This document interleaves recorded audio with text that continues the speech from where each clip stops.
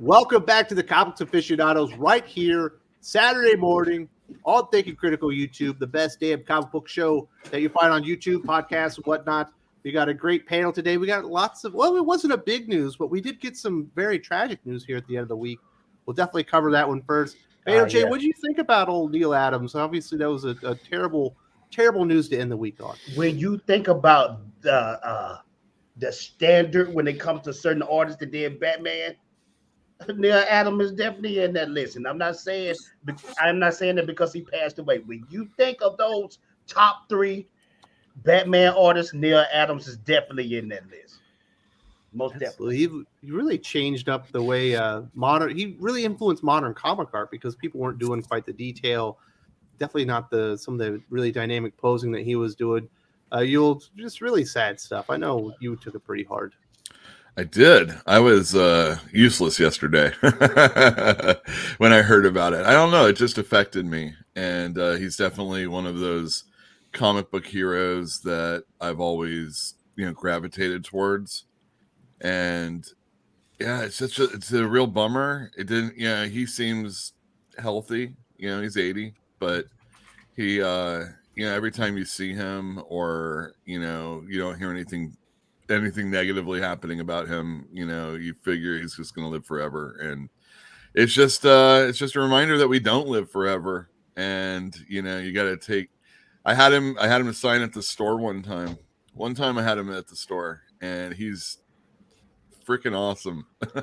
Anybody that's been in line waiting for him to sign something or has been with him at a convention or a shop or some sort of signing, you know what I'm talking about. And it's like, just listen to the Fat Man on Batman episodes with Neal Adams. And cool. That is exact the way Neal Adams talks there. He came in, I listened to that for the first time, and then he did my store. He came by like 2 weeks later, and he told some of the same stories, but he has the same rhythm, and he's an artist all the way through. With mouth, with pencil, with ink, maybe not as recoloring as much. All right, Doc, do you have anything that you wanted to say about Neal Adams? It's a loss of a titan. I know that some of his more recent work has been, a little more batshit insane, but that Batman Ra's al Ghul was just complete insanity. That's always what I think about is the Batman Ra's al Ghul stuff. No, I'm talking about the recent mini series that he did like 2 years ago. It was batshit insane. But no, look, I've met Neal a few times. He and Jim Steranko, I'd put up there as the two guys that were probably two of the most influential in breaking comics out of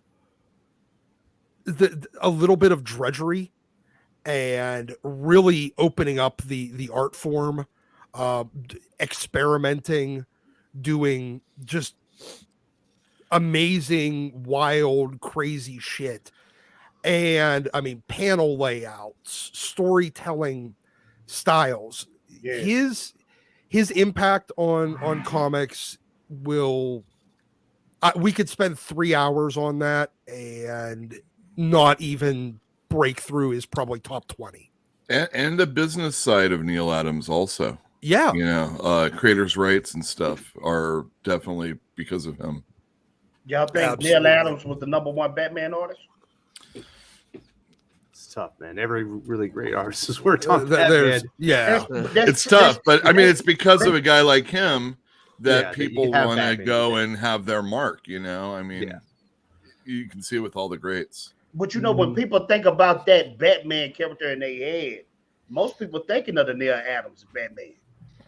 Mm-hmm. Well, maybe, but Neal is the man who was responsible between Neal and Denny bringing Batman back out of that, Batman's Adam West style. Yeah. Bam, boom, pow, zap style and back into a much more serious and the Batman that we know today. If it wasn't for Neal, we might still be stuck with doing that. Well, Denny O'Neil had a lot to do with it too. No, I know. Yeah, but the two of them together is what brought Batman back to being the Batman we know now. So yeah, his impact cannot even be measured at this point. I agree. Dylan, do you have any words about Neal Adams? I don't want to throw it to Drew last because I know he worked for him.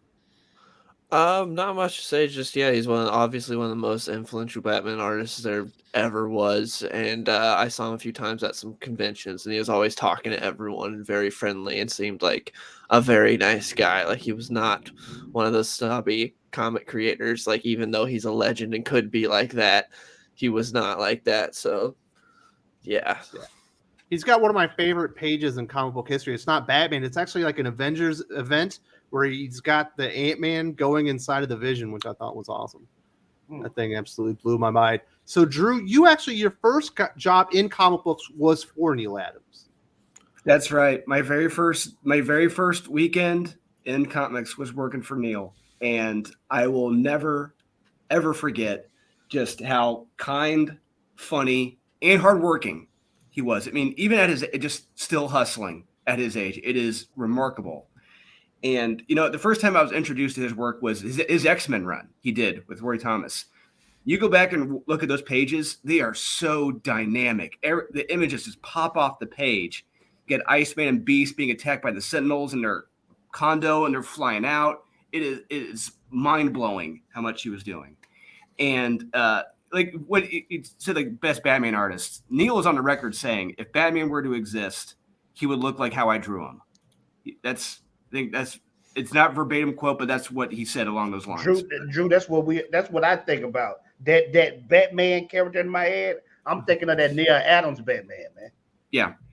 And even up to like his last few years, he was doing what he could to adjust to the changing environment, like selling comics online. So here at Comics Elite, Sean Hudashko, he was the first guy to start selling comics on Facebook. He pretty much started it, doing the live sales, Facebook Live. And Neal knew I worked for him because he couldn't get shows anymore. So Neal would summon me over at San Diego a couple years ago, and he said, explain to me, how does this Facebook Live thing work? How does the Facebook work? And I'm trying to explain it to him. And then his wife, Marilyn, says, like, see, Neal, he's saying it this way. What he's saying is, hush, hey, the boy's talking right now. Let him finish. All right. Continue. And it's just moments like that you'll never forget. Just he was always trying to grow, change, with the ever-changing environment. But this really hurt me yesterday when I heard this. It's like I still don't believe he's gone. It's just he's going to live on forever. His stuff's going to live on. Yeah. Absolutely, it's an enormous loss. So definitely be having him in our thoughts and prayers. So let's kind of start getting into the show here. We do have a fantastic panel. We've had everyone talk already. We do have Drew from Comics Elite, Yule from Fantastic Comics in Berkeley, California. We do have Fatal J. If you want a link to his YouTube channel, I don't know why you'd want that, but it is in the video description. We've also got Dylan for the Real Comic Book Gamer, as well as Doc. Doc is the only one that doesn't have a YouTube channel. So if you want more Doc, you're going to have to pressure him on that. We do have a couple super chats we'll hit real quick before we get into the Spider-Man stuff. Cal Mile, thank you so much for supporting the channel. Are all the people that worked on Trial of the Amazons parents, brothers, and sisters, or they dropped on their heads during birth? Both. Maybe. Hey, you know what? I peeped that out though. The art looks really good. The story, they were very, very, very close family. The family tree just kind of went straight up. There was no branches, and also they were very clumsy. Yeah, very clumsy, and just kept falling, and unfortunate. Yeah, they're gonna start getting hooves and everything. It's gonna be ugly soon. Yeah. Gal Wiles also celebrating the loss of the Batwoman series. It was not renewed, along with Legends of Tomorrow. What do you think about that one, Fatal J? You're more of a pop culture guy.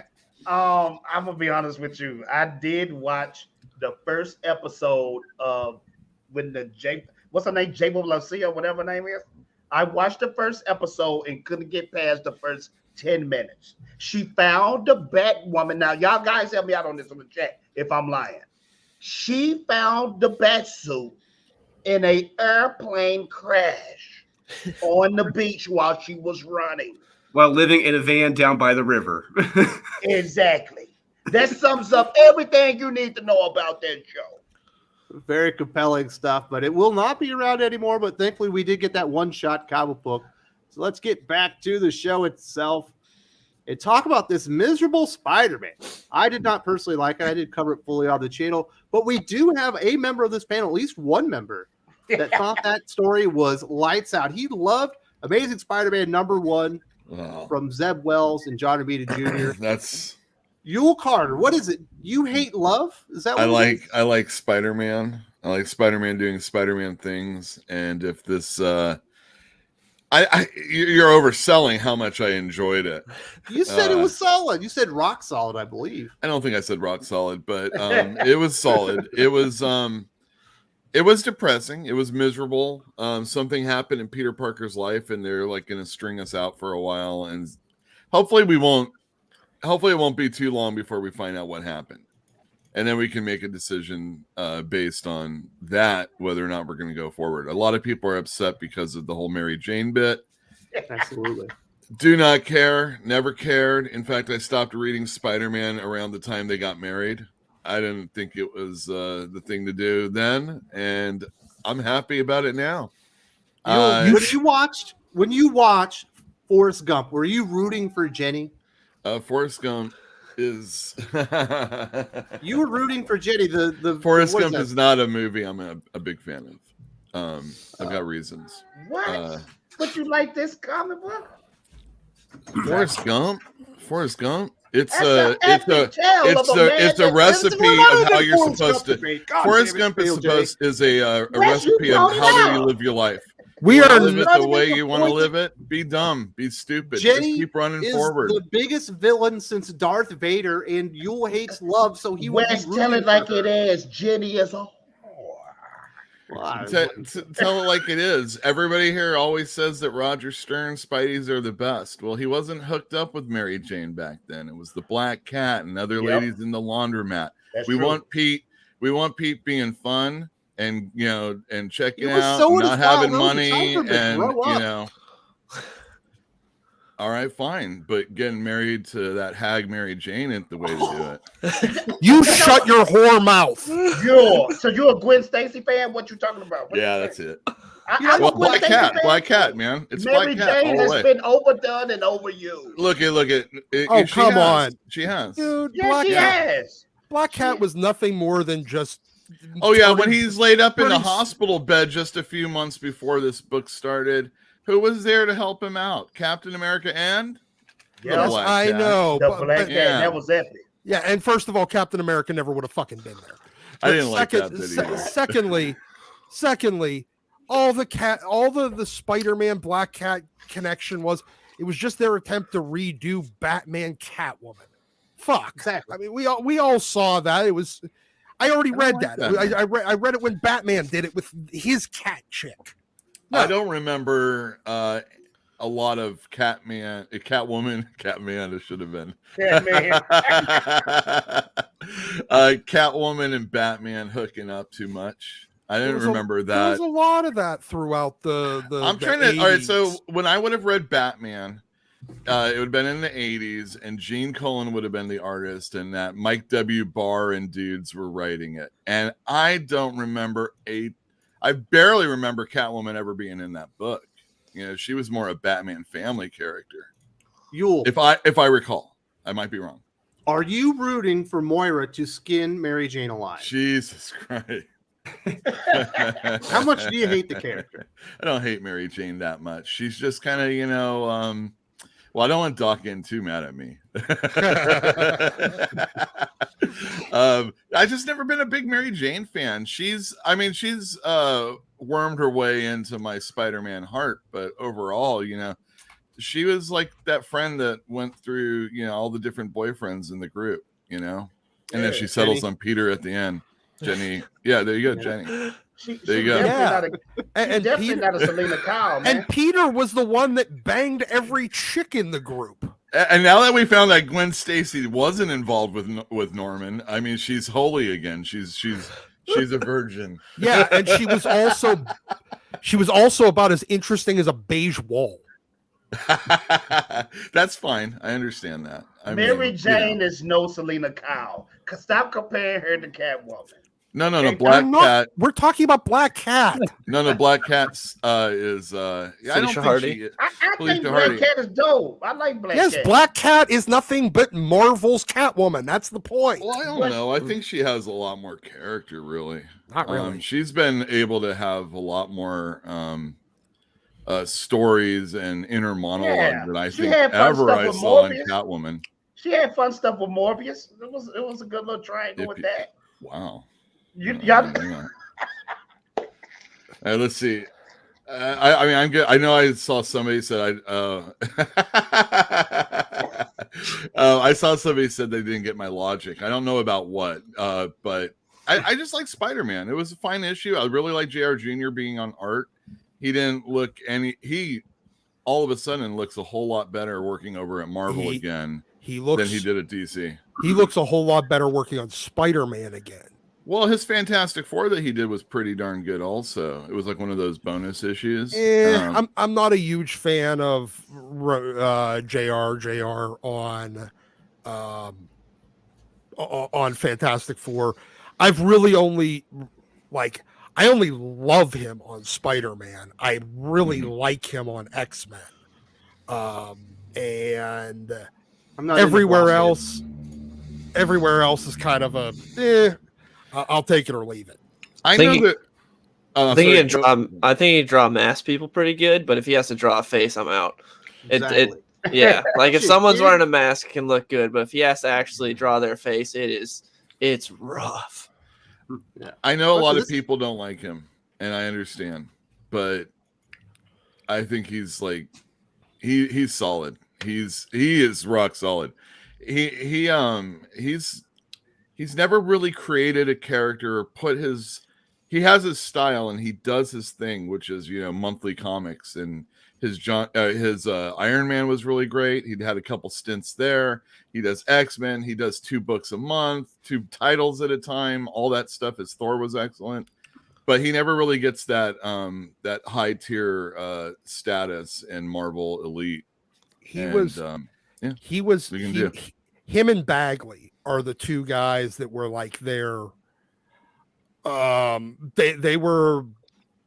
those guys that were, I mean, I guess to use like a sports parlance, they were the guys that were your journeymen that would always put up, 20 goals or 30 home runs, or you can always pencil them down at the beginning of the year for these numbers. Yes, exactly. You can.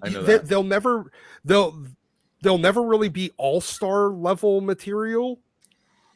But see, I put John Romita in our all-star, at least all-star. I do as Hall well. Hall of Fame. Yeah, they are absolutely Hall of Fame. Bagley is the Spider-Man #1 Spider-Man artist. Yes, I said it. Wait, I'm talking about in the 90s though. Bagley? Wait, who is? I'm talking about Bagley. Yeah. Bagley. When I'm thinking of Spider-Man, I'm not thinking about Tom McFarlane. I'm thinking about Bagley. Well, he was there for a long time. Yeah, Bagley's done more Spider-Man than any other artist ever. Now, this new Bagley, that's another story. I'm talking about 90. His art hasn't appreciably changed. But regardless, no, I mean, look, I actually enjoyed this issue. Did I love? You hate love, Doc, so it kind of makes sense. No, it's not that. I'm interested in this. Is it a off-putting setup? Absolutely. But I've read enough stuff by Zeb Wells in the past that I know that he is if not outstanding writer, a very, very solid, he's a Roger Stern level writer, a guy that you're guaranteed to get month in, month out a pretty good story from. Doc, let me ask you a quick question. Hold on, Fatal J. I'll It's run the about the show comic here. book. Let's throw it to somebody that read it. So, Drew, what do you think about this? Why can't Spider-Man be happy? In here, he's a sad sack. He's a shithead. He's being rude to everybody. He's not even nice to Aunt May. She even turned his back on him. Why can't he be a good guy? I don't get it. You know, what's crazy is that we had Ryan Stegman at our store this past week, and he came right after we put up our review. I get to the store. Ryan looks up at me. And he says, "Was it that bad?" And I just started to laugh. I'm like, "Wait, what was what bad?" And Sean and Ryan look at me. They're like, "Spider-Man #1. Is it really that bad?" And I'm like, I just told them, "Look, it's just a big misstep. This is not how you launch a #1. This was." If your intention is to, not necessarily piss off the fans, but more or less do that, yeah, you nailed it. But then Ryan and Sean read, they're like, yeah, you don't do this for #1.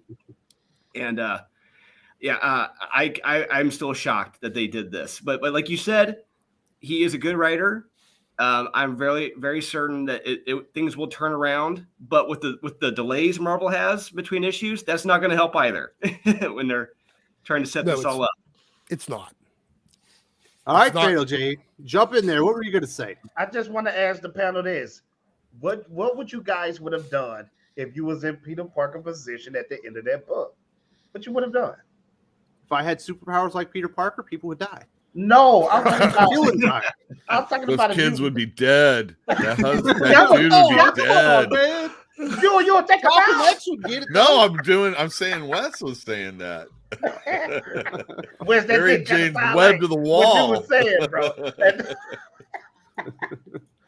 But hey, look here. Even though that was a he comes off as a stalker, though. That's totally what I would do. So that's probably a bad move. But look, man, you know what? That's what Peter Parker is all about. You supposed to stomp on Peter.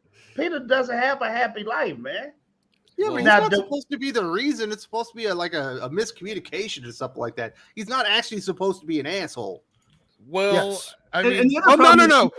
Hold on. When he's with Tombstone in that car, why did not Tombstone rip off his head talking to him like that? It's like, this is Peter Parker. Because he wanted to get that message to Spidey. Yeah.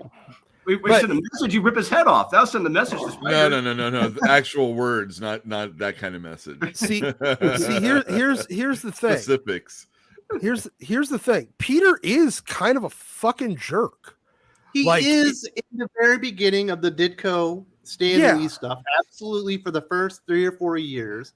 But he hasn't been like that in a while. I don't know. Again, going back to those Black Cat issues I like so much. He was an asshole. She's a skank, too. Man. What's he supposed to do? No. She was one that she was wanting more from him. Exactly. And he can't trust. He has trust issues all the time. You're my weekend girl. What do you want from me? She's asking too much. Also, she's a villain. She is the villain. She's a thief, and he stops thieves. It's kind of a conflict of interest here. But no, look, Peter has still remained kind of a fucking jerk throughout a lot of his years. Yes, early on he was more of one, but even when he was in the older issues, there was a lot of times Peter had every opportunity to do the smart thing, and he would inevitably end up doing the selfish thing while convincing himself he was doing the selfless thing. I don't know, man. Because he's kind of asked for some of those beatings from Flash. I'll give him that. Like you kind of like that. Yeah, I mean, like everybody, he's an adult now, Doc. You remember when you were 15? You were a dickhead too. I'm not talking about that. I'm talking about him in his early 20s. And you're talking about Superior Spider-Man. It wasn't even him. No, I'm not talking about Superior Spider-Man. I'm talking about when Peter was in his early 20s. Well, he's in his late 30s now. It's time for him to settle down and I don't know about late. No, but, I mean, if we were going to really retire characters, he's 30. Maybe Mary Jane would be fine. But 30, yeah, it's a day under 40, man. This is Marvel sliding timeline is at about 15 to 16 years. He started at 15. Add 15 to 15, it's 30. So Peter's 30. 15. Yes, And Marvel's sliding time. How old's Franklin Richards now? Hey, Franklin Richards gets to change his. He can change fucking reality. So, yeah, he doesn't. All right, you can't fellas. even count him. All right. Let's go hear what the people have to say. We do have some super chats to get to. We got Cal Mile. You all all these comic people because they're not real people, and Karen Whisper Networks are going to return to Twitter. Twitter is their life. Perhaps, I imagine most people will come back before the 30 days are over. They'll be back. They'll be back. They all come back. They'll screen cap it and throw it on Facebook. Be like, they said what? I'm probably gonna go to Fed. You saw Talcum X. He came back in like 24 hours. At this point, it's like cocaine. It's an addiction for everybody. They'll be back. Yeah, gotta get that dopamine fix. Yeah, Absolutely. They'll be back. Late Kramer. So by the end of the year, I'm gonna have to move. So any suggestions for what to do with my trade paperbacks? No, Wes. My Tom King Batman trade is not going into the garbage. I will send you my address later on, and I hang on ship to him them for you. Fatal J. Yeah, I hang on to him. I'm a good guy. Trust me. All right, you Carter. You have a comic book shop. Yeah. How do you move your trades? Go to a comic store, local. Don't go to half price books first, unless that's the only thing around. And try and get. You normally what I'll do is if it's in perfect condition, you never opened it, and it's something I know I can sell pretty easily. I'll do the same deal that I get from Diamond or Lunar or whatever, and give you half of cover. If you're sticking around, I don't think he wants to sell them. I think he wants to move them. How did you move all your?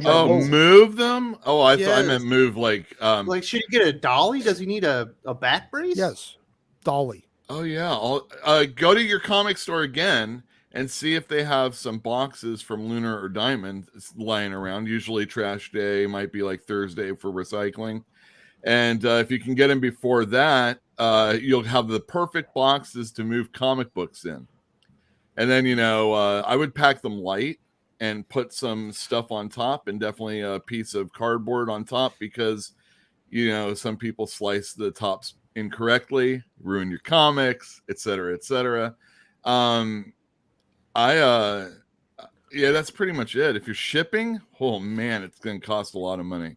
You need to hire a moving company, or you need to do what Doc does. You need to buy file cabinets, fill them to the brim with comic books. They'll only weigh about 2,000 pounds. And then you move them. Yes. Yep. I literally am sitting here right now looking at the filing cabinets. And let's see. Yeah, I've got approximately 1 ton of comic book in like I don't know, what would that be? About 10 square foot or about 15 square feet space. And it's probably you make sure you have good floors. Y'all not telling these guys the right way. This is how you move it, sir. You put all your comic books inside of a deep freezer or your refrigerator. So you'll be killing 2 things with 1 bird.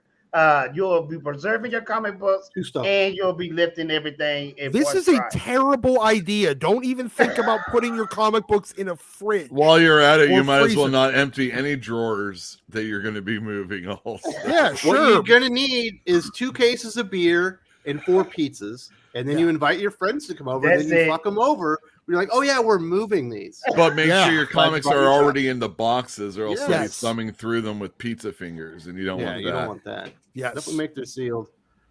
Master Judy says, been a while. DC Arrowverse has died a horrible death. Crazy to see how it went from Arrow season 1 to what we got. The same thing is happening to the DC animation too. Well, acting like the Arrowverse was a masterpiece. It never was. Flash season 1 and 2 are really good. Arrow season 1 and 2 but they're really not good. Masterpiece classics. They're not. For television? For television, for superhero television, they were. For episodic, I thought it was pretty good. For episodic superhero TV shows, they were infinitely better than anything that has been done before or probably since. They're definitely the better Marvel than stuff on Netflix, specifically Daredevil. Yeah, Daredevil's amazing. Daredevil's, yeah, that's a little different. But for rated CW R. quality, Yeah. like the early Arrow and Flash stuff was really good for CW quality. And also, then they're it not just dipped doing to 10 normal CW episodes. shows. Telling you right, but Wes nailed it on the head.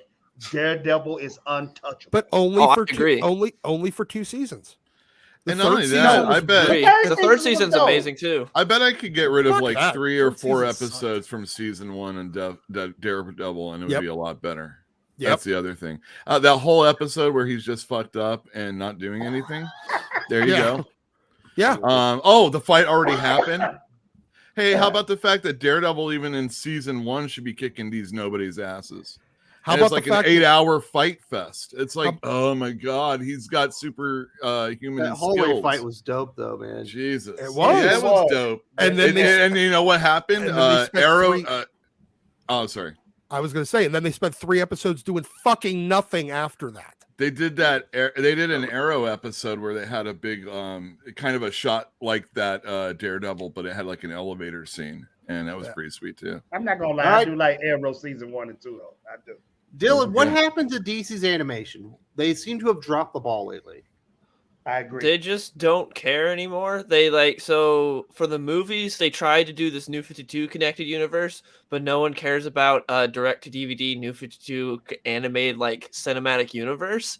It was really weird, and the quality of the animation was bad, and also the voice acting was bad. They got these like random people to come in and voice them instead of like the classics from like the old Bruce Timm era. And so the movies just failed. And then the TV shows, they didn't care. Cartoon Network has like been on a nosedive for a while now.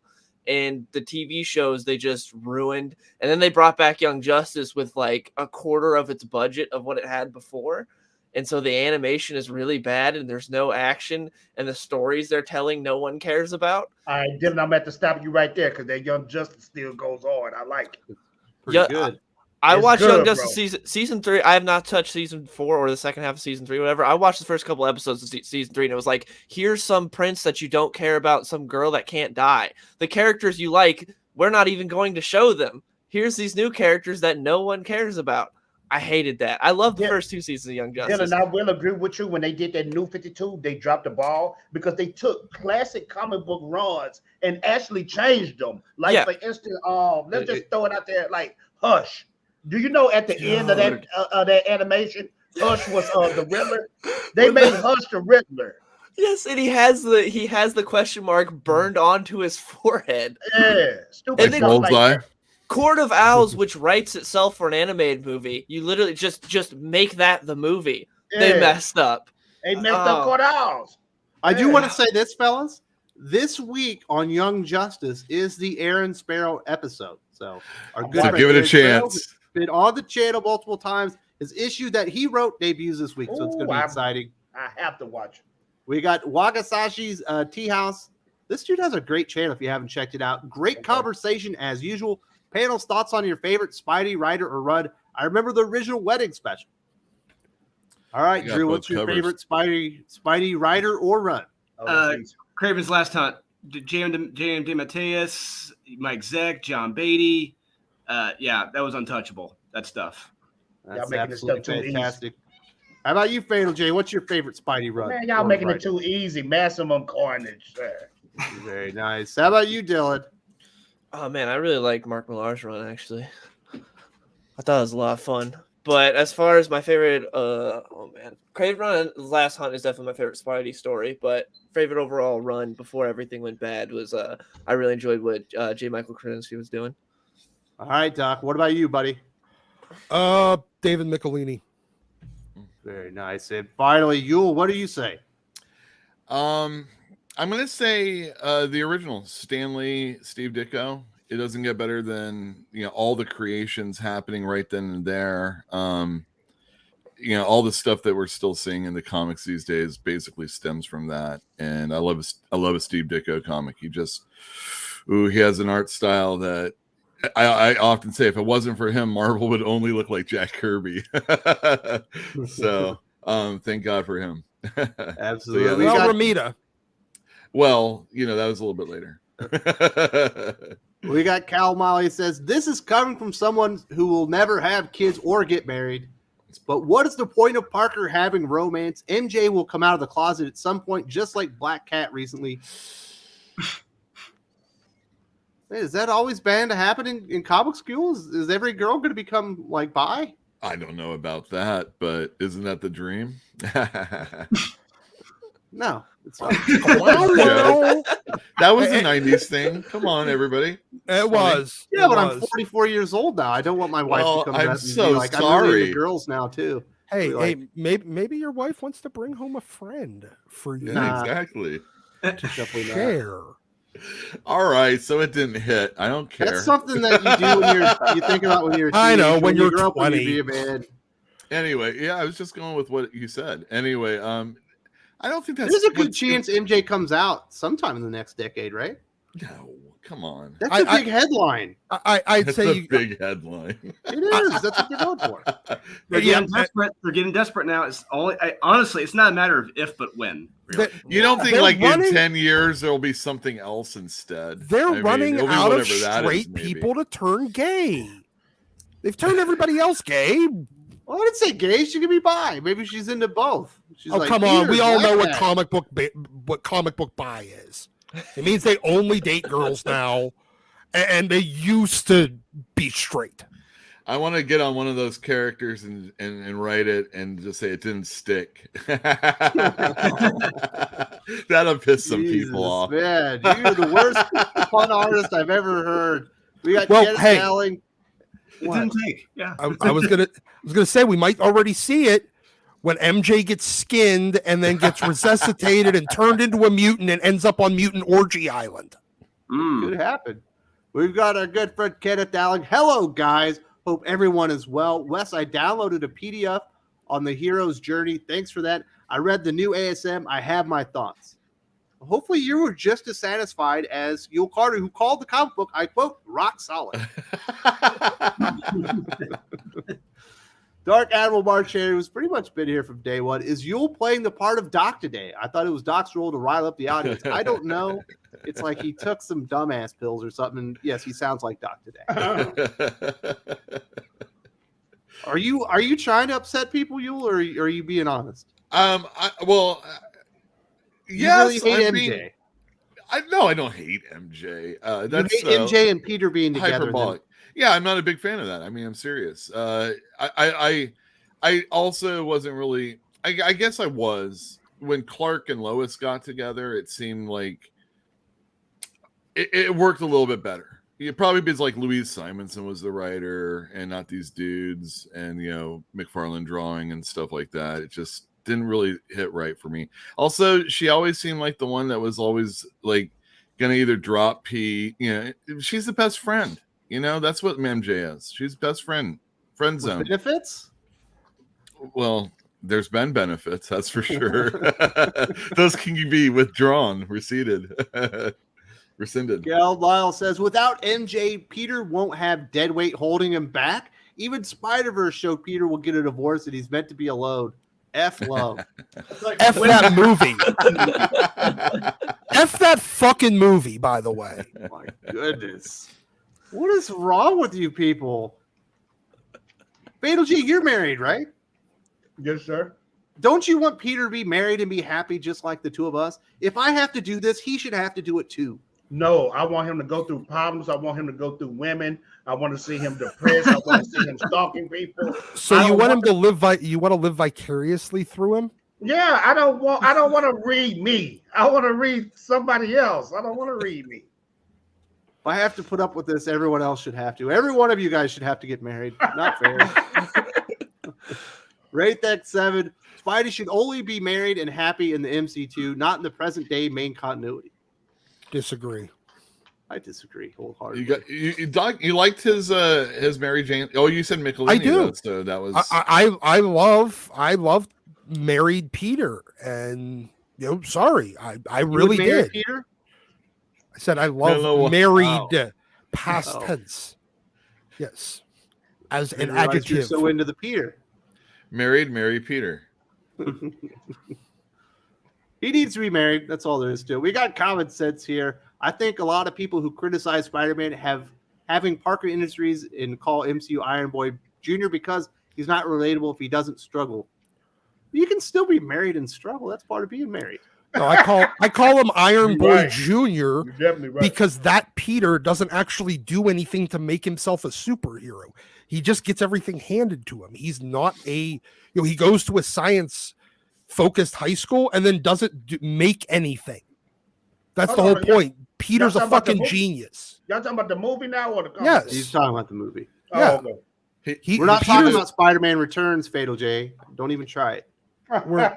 Fatal J knows what I'm talking about. Fatal J, falling in love is finding out that the lady that you likes Nickelback and forgiving her.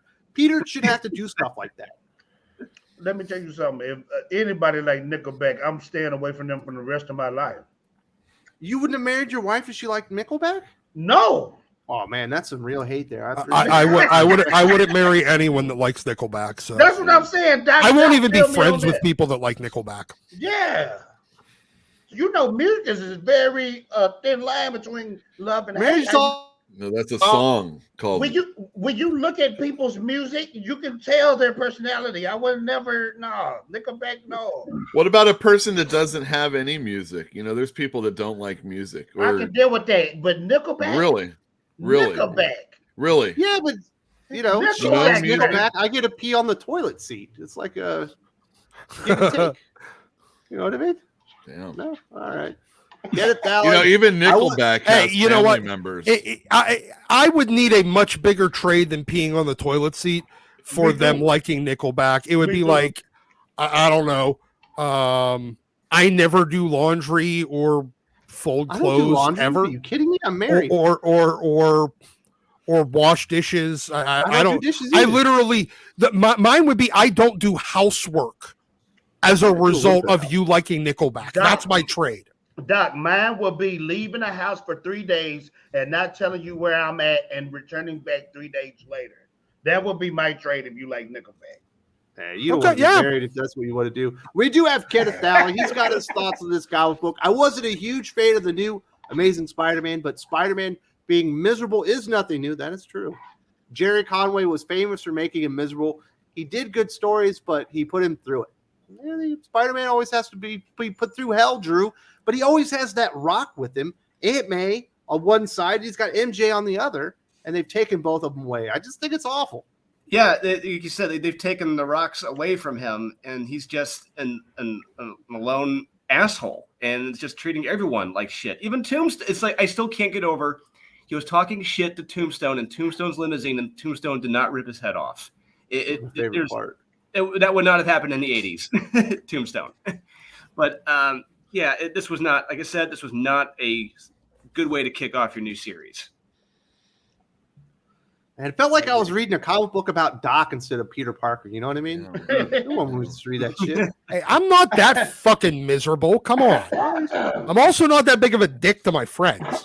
Well, Exactly. not all of them. I don't know what he really did that was that dickish. I mean, he sat and listened to Aunt The dude's like, hey, I'm talking the He question. tried Like, to get call the fuck out of MJ. here. And No, Randy's standing in front of his door, not letting him get in, telling him how great a friend he's been all this time. You know what, Randy? Pete's been a good friend to you too, buddy. Yeah, well, Okay? Randy paid Don't his forget. fucking rent. He paid his rent for 6 months. Yeah. He You realize really expensive. what New York rent is? And Randy paid it as well the as dude his almost own. goddamn died in the hospital, and he has hospital bills like crazy. I mean, you think the Avengers would have, like Tony Stark would have shelled out some money? You know, Fuck no. nobody helping out. Oh, the FF's upset because he tried to get something. He needed help. He He said it stole right from then him. and there.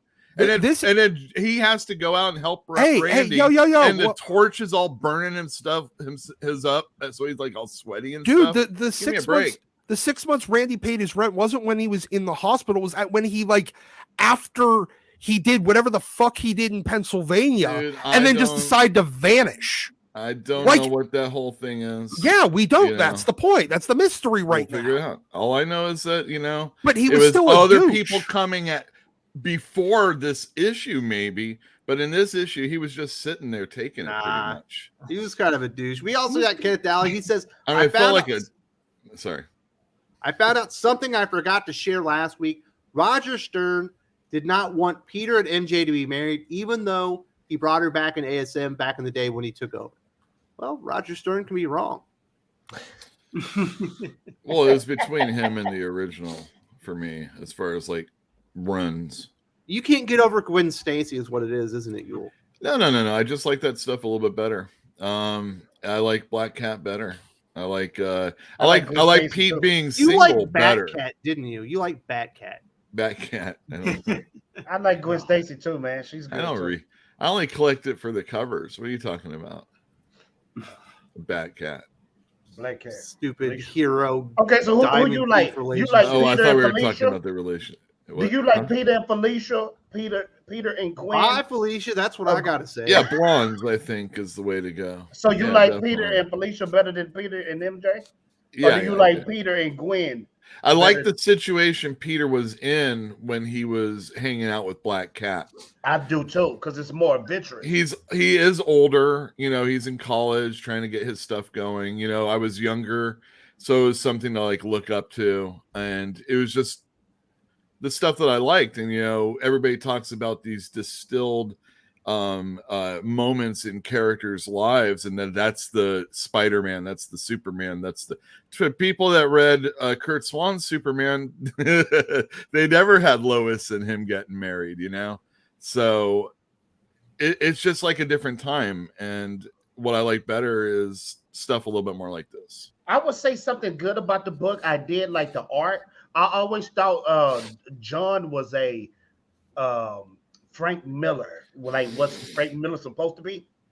Am I the only one that ever thought that's Yes. how Frank Miller? You're the only one that Oh. ever thought that. No. John Romita Jr., when he got inked by Klaus Janson, that's when he started getting a little bit more like Frank Miller. It looked like Frank Miller's art to me. It always has.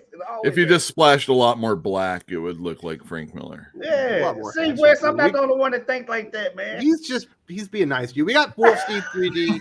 He says the MJ Peter not getting together trope is outplayed by now. I don't need to read it the 20th time for that damn story. He's right, Dylan. We've seen it enough. Shit or get off the pot. You know what I mean? But it's what some people want, and I feel like the Spidey fan base is too split. You can even see it here. There's just like people want Peter to be miserable, and then you have the people that want him to be happy. It's funny that it just keeps going back and There are forth. 4 happy people here, and then you have the 2 miserable sad sacks on the other side. Well, this is what happens when an IP is around for 60 years, you got so many different people that read it at different times that know it as in a different way. Yep. And nothing can really change, so we have to go back. And then even if you don't like this miserable story that he's in right now, it's trying to give us some of that same flavor just in a new way, which we know is just going to in the end not be that way at the end until a new person takes over and just upsets the apple cart again. So, breaking news right here. Yule Carter from Fantastic Comics advocates for Peter retiring after 60 years. Every story's been told. Eric O'Sullivan, a sawback for a roll of Yokai quarters. Panel and chat, please. With those quarters at the arcade, video game, or pinball, which machine? Me, pinball, Star Trek, The Next Generation, Twilight Zone, Medieval Madness. Absolutely doing a video game, and it's probably going to be a shooter game. I really like that Jurassic Park one, I think, back in the day. And then I really like Alien. Oh, yeah. Because that Jurassic Park one was like a ride, right? Mm-hmm. Yeah. You're in I the like little that. thing? Absolutely. Yeah, that was fun. What are you doing, Fatal J? You look like you've been to the arcade lately. Oh, man, I love the arcade. Bro, it ain't no more arcades. They don't exist. Oh, These online gamers killed that stuff, man. Here in Indy, we get plenty of them here. We have plenty of arcade bars here. They're very popular. arcade Really? bars. Yeah. But see, Arcade bars. you got to mix it with something. I want just purely arcade. Arcade Dylan, and please answer bowling for in your the back. crime, sir. You online gamers have ruined the arcade industry. They have killed it. And I really admit these games now are super fun. I don't want to play them because you can spend hours and then feel depressed about going back to real life. I don't play video games. They're too fun, man. That's like cocaine. That's like cocaine too. Why'd you guys do it, Dylan? When an entire generation ruined arcades for us. Dylan, it's your fault. I don't know where you're at, Fatal J, but we still have arcades here where I'm at in Washington. arcades still here. got I'm the- arcades. Really? I Yeah. guess Texas, they outlawed arcades or something, man. There's no Dave and Buster's. Dave and That Buster's don't is not count, an though. arcade, That's man. what I- If you got shuffle or little hockey game or Yeah, whatever. that's not. I've been to Dave and Buster's before. That's not a true arcade, man. That's the Ones ticket I used to game. go to. I That's the gotta ticket. see some Pac-Man. I gotta see some Defender. And this is exactly the kind of question. It's like, again, it's like, when did you grow up? There was I this miss pinball Showbiz machine. Pizza, where they had that awesome guitar or the awesome arcade, and you could have really bad pizza. Oh yeah. Oh yeah, yeah, definitely. I say hit up the arcade machines, Eric, and definitely find you an Alien game. That's some fun stuff there. I'm going to 16-bit tonight. I'm telling everyone, hit up the X-Men arcade game, the 6-player one. That I is. love And you that. seem like more like a Top Golf or whatever that game is. Hey, that game was fun too, though. That was a I'm fun not saying game. what. I could just see him going in like a Payne Stewart outfit, like he's taking it too serious with the hat and stuff. I may or may not have those pants in my closet. I'm not saying. Exactly. It's like Wow. the Legend of Bagger Vance. We got Kenneth Dowling. Doc, I have to push back on you on Peter. Thank goodness. Set him straight, Kenneth. He's not a total jerk. He's an affable, relatable guy who juggles different relationships with superheroics. Sometimes he makes right decisions or not. Yeah, but he's still kind of a jerk. I'm not saying he's a bad guy by any stretch. I'm just saying he's fucking stupid sometimes. For a really smart guy, he makes stupid decisions. Shouldn't that always be the case, though? Like, Yes. Reed Richards has screwed up so many. That- Hey, Reed, don't open that portal. But no, but the thing is, Peter being kind of a jerk is what makes him relatable, because we all make stupid decisions in life. We all make poor choices in relationships, in friendships, in professional life. We all make those stupid fucking decisions and end up looking like a jerk. And that is what makes Peter relatable, by him being a jerk. Sorry, but it doesn't make him a bad guy, and it makes him a much more interesting character. All right. Well, we got Cal Lyle says, Panel 1 interior. Tom King is eating with his wife. After eating, she looks across the table and says, I hate you. I read that differently in my mind the first time, and I was like, did he say that? And then I realized that's not what he said. I read it that There way, you go. too, at first. You know what I'm saying? You know what I'm saying, Neil. It would work either like- way. That's a Black Label issue.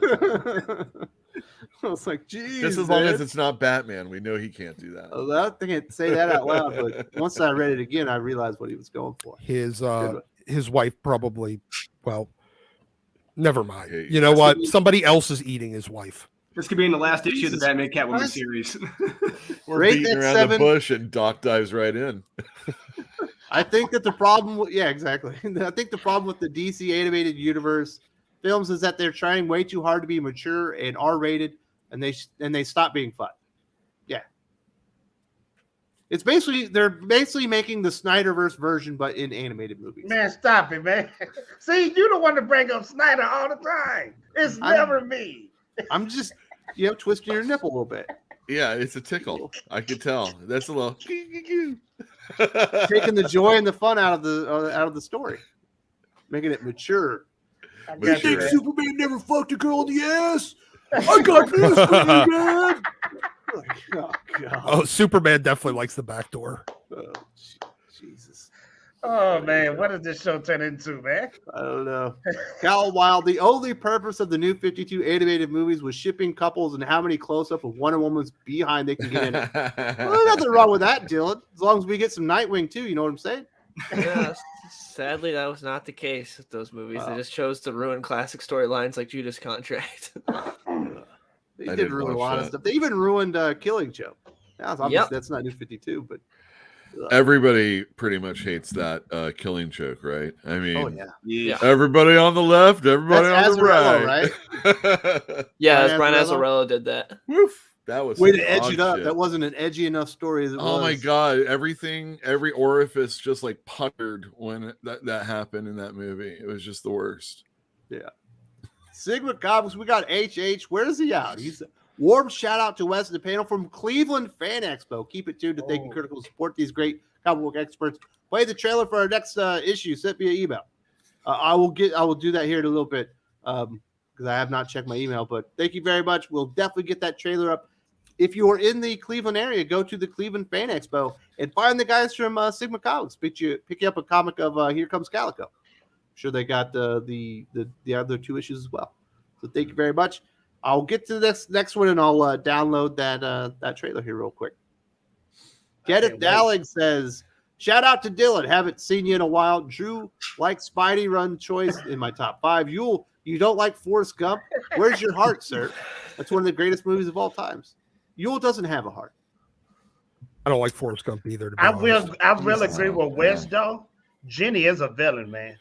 Oh yeah, 100%. She's horrible, man.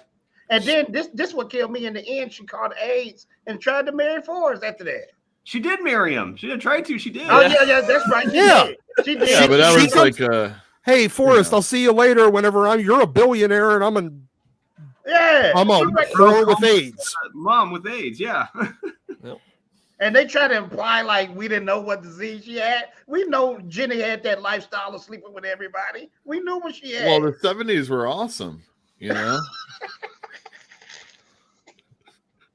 So I hear. I mean, I was just a kid. I mean, there was just great comics, but you know. Shout out to Forrest and Lieutenant Dan, man. Wow. You know, I would like to see a spinoff. Lieutenant Dan, you don't even go with the shrimp dude.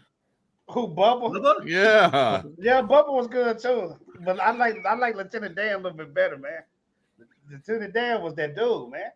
Did you didn't see him at that New Year's Eve party? You see he was the man. No, I don't know anything. You don't remember that part, man? He was the man. The 2 hookers or whatever with him. Lieutenant Dan, man, the party animal. You know? Well, was this in the movie? I can't remember anymore. Was this before or after he lost his legs? Oh, I thought you were calling what's his name Lieutenant Dan, and he was caught with some strippers or something. I guess you can't be caught with strippers, but no. I mean, that's just a great night, right? All right, fellas, I'm still working on downloading this, but that trailer will be up very soon. We've got Common Sense. Young Justice have good female villains. Fade arc, and it's great. Absolutely. Young Justice is the best thing that came out of DC in a long time. I love Young Justice. Definitely check it out this week because Aaron Sparrow, our good friend, is going to be. He's the writer of the episode. This is big time. We got Wolfstein 3D. Bro, you can't rule out a girl because she likes Nickelback if you're a Snyder truther. Wow. Oh, he makes a good point. On your ass.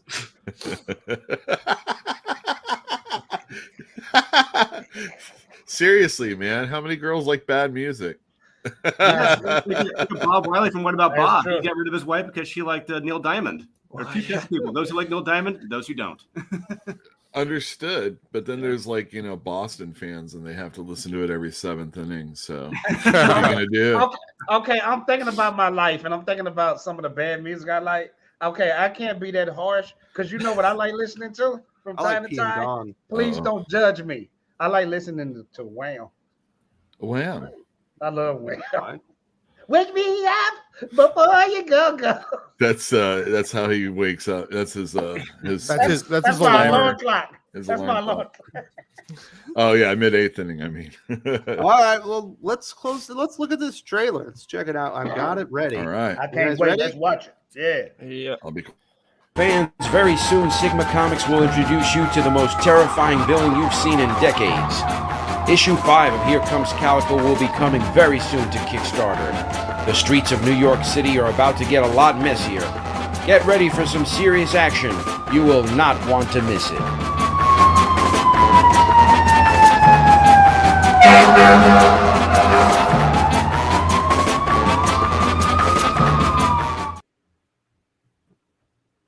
There we go. We got Here Comes Calico coming to Kickstarter in the very near future. If you got the other issues, definitely want to check it out. Thank you very much to HH and the guys at Sigma Comics. Definitely check them out at Cleveland Fan Expo. Check them out. It's good thing I don't have seizures because those lights. There's a lot of lights. Pull over. Definitely be checking that out. I'm sure there's a little thing that you can bookmark up on Kickstarter right now just so you won't miss it when it does come out. We got Callum Lyle. they will make MJ gay or worse. It's predictable. Plus, Vita Taylor or Steve Orlando or Cena Grace will make Miles be a top or bottom head. People are really getting descriptive. No, but Thomas, you know what? Truth be told, Thomas is headed that way. Wait a second. really Tom is Taylor that way. ain't going back to Marvel. Well, Cena neither Grace Cena ain't Grace. going back to He burned Marvel. every bridge that he had to Marvel. Steve Orlando is going to finally burn out after this new book, hopefully. Like, this will be the last straw. Like, this should be the last straw. Marauders is pretty bad. And then there's Vita Ayala. So there's a good chance that almost all those people aren't even going to be around to make that happen. So Vita will never. I don't know if fired. it's predictable. Vita will never be fired. All right. Someone's going to get a clue. Well, fired or just not rehired, you know? Oh no, she'll just keep getting hired. Yeah, but forever. it's like after Marvel, what are you going to IDW? You're going to do a Valiant title. You're going. You think she's going to not get more work at Marvel? She will get more work at Marvel until.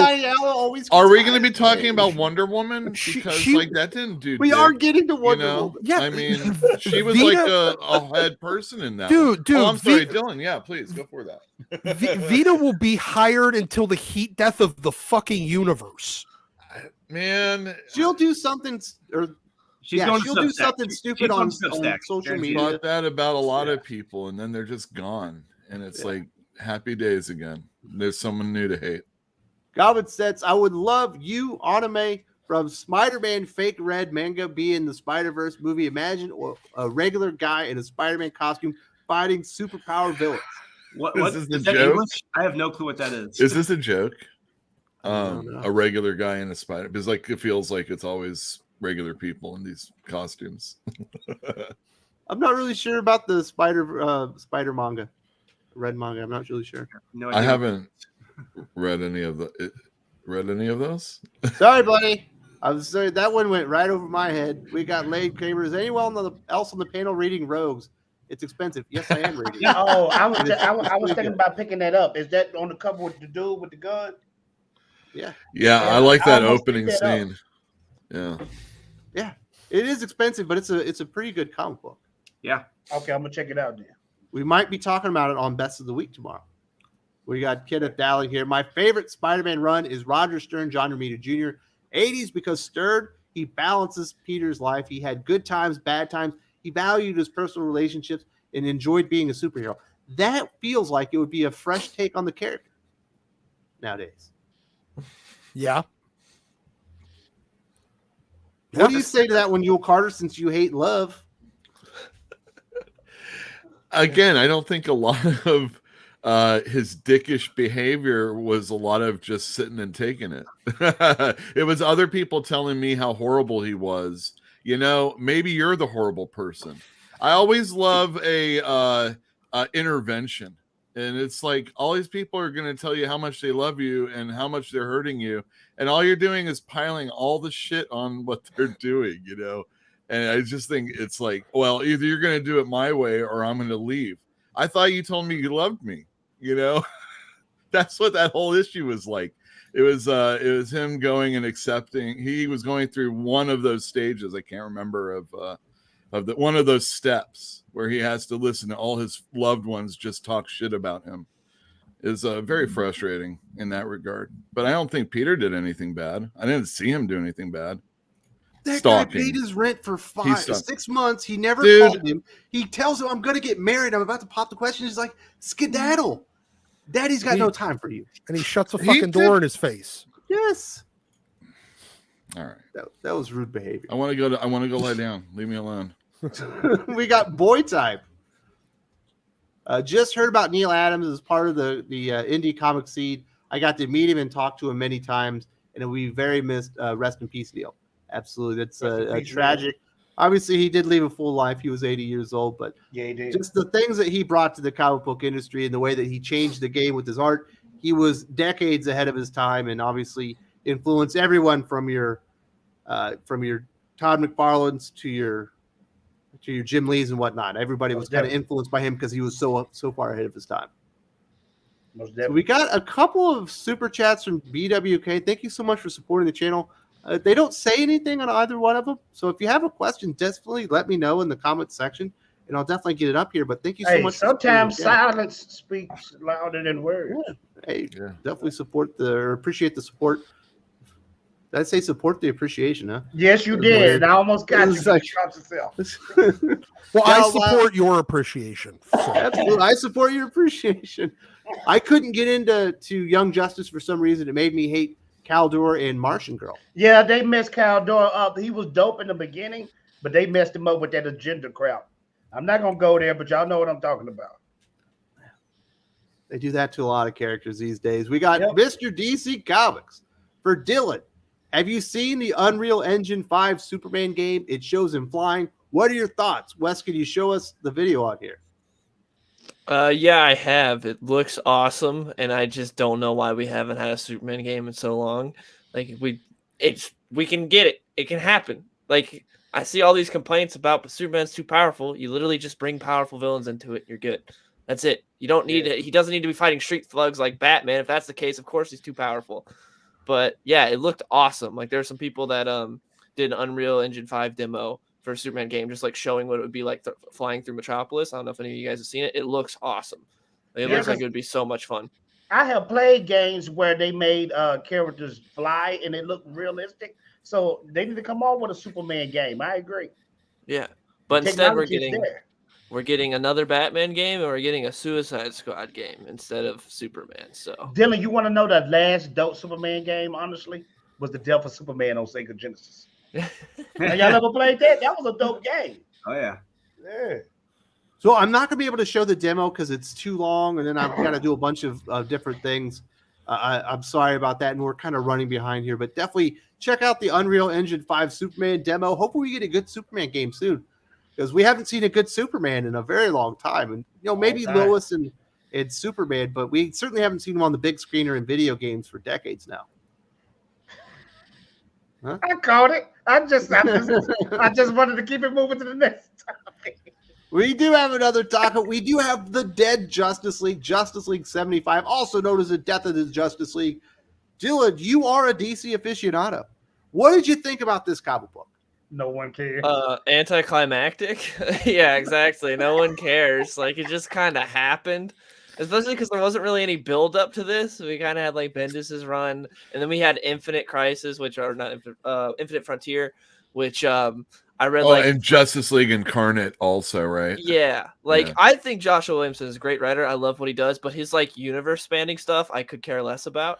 Like I didn't like Infinite Frontier or Justice League Incarnate. I read the first couple issues of each and was like, this just is not for me. And then this happens, and I'm like, this is not interesting. I just want to ask one simple question: is it really that guy out there who opened up that comic book and read and said, "No, yeah, no, not the Justice League"? Well, no, they're worried. They're never about coming back. They're worried about who they're going to replace them with. Is really what they're crying about. Yeah. They're like, no, I don't want Son of Kal-El in my Justice League book. Oh, no, I don't man, want. No, I don't want Yara Flor. No one said that, but they want Yara Flor's ass. It comes with the rest. Nobody wants fucking Aqua Boy. Nobody wants whatever the hell other fucking Teen Lantern. Yeah, Teen Lantern. That's a good one. Or Joe, right? She would be a good GL. It's so sad because like if you kept John on the trajectory he was going, everyone would be fine with him replacing Superman eventually. But because they just cut off his journey so short and immediately was like, now he's Superman and just ruined his character. Now it's just horrible. It's still fallout from that 5G stuff, isn't it? Yeah, pretty much. I mean, it feels like it feels just like the New 52 when they were like, oh, is this a new universe? Dan Didio couldn't shit or get off the pot then and say what was, coming over from before and what it meant and all this other stuff. And now, again, that was a Didio thing also, if I'm not mistaken. And, this is going to be the future of DC it's reported on. And then, no, it's only going to be a couple months. And now it's still, we've got Future State Gotham going on. We've got I Am Batman going on. Wonder Girl, they screwed up on that one. And it's very frustrating. What do you guys think? I think it was. Look, this is back to typical, big two publishing. They got a response from the readers whenever they started hinting it with the 5G thing. And everybody said universally, fuck this, no. Yeah. We don't want it. So what do? They say, well, okay, fine, we're not going to give it to you that way. But we're still going to give you all the exact things that you just told us you didn't want. We're just going to force feed it to you in a different way. And honestly, at this point, they should have just given us 5G, because we would have gotten through this less, instead of them like piecemealing it to us the way that they have. Because that's all they're doing. They didn't ever. Publishers will never accept that they had a terrible fucking idea. Ever. They believe that they're like Hollywood producers. Nothing that they think of is bad. It's only the readers that don't accept it right. No, you just had a bad fucking idea. When everybody says you had a bad fucking idea, don't keep giving us that idea in a different way. It's still bad. The idea is fundamentally flawed, and they don't want to accept that.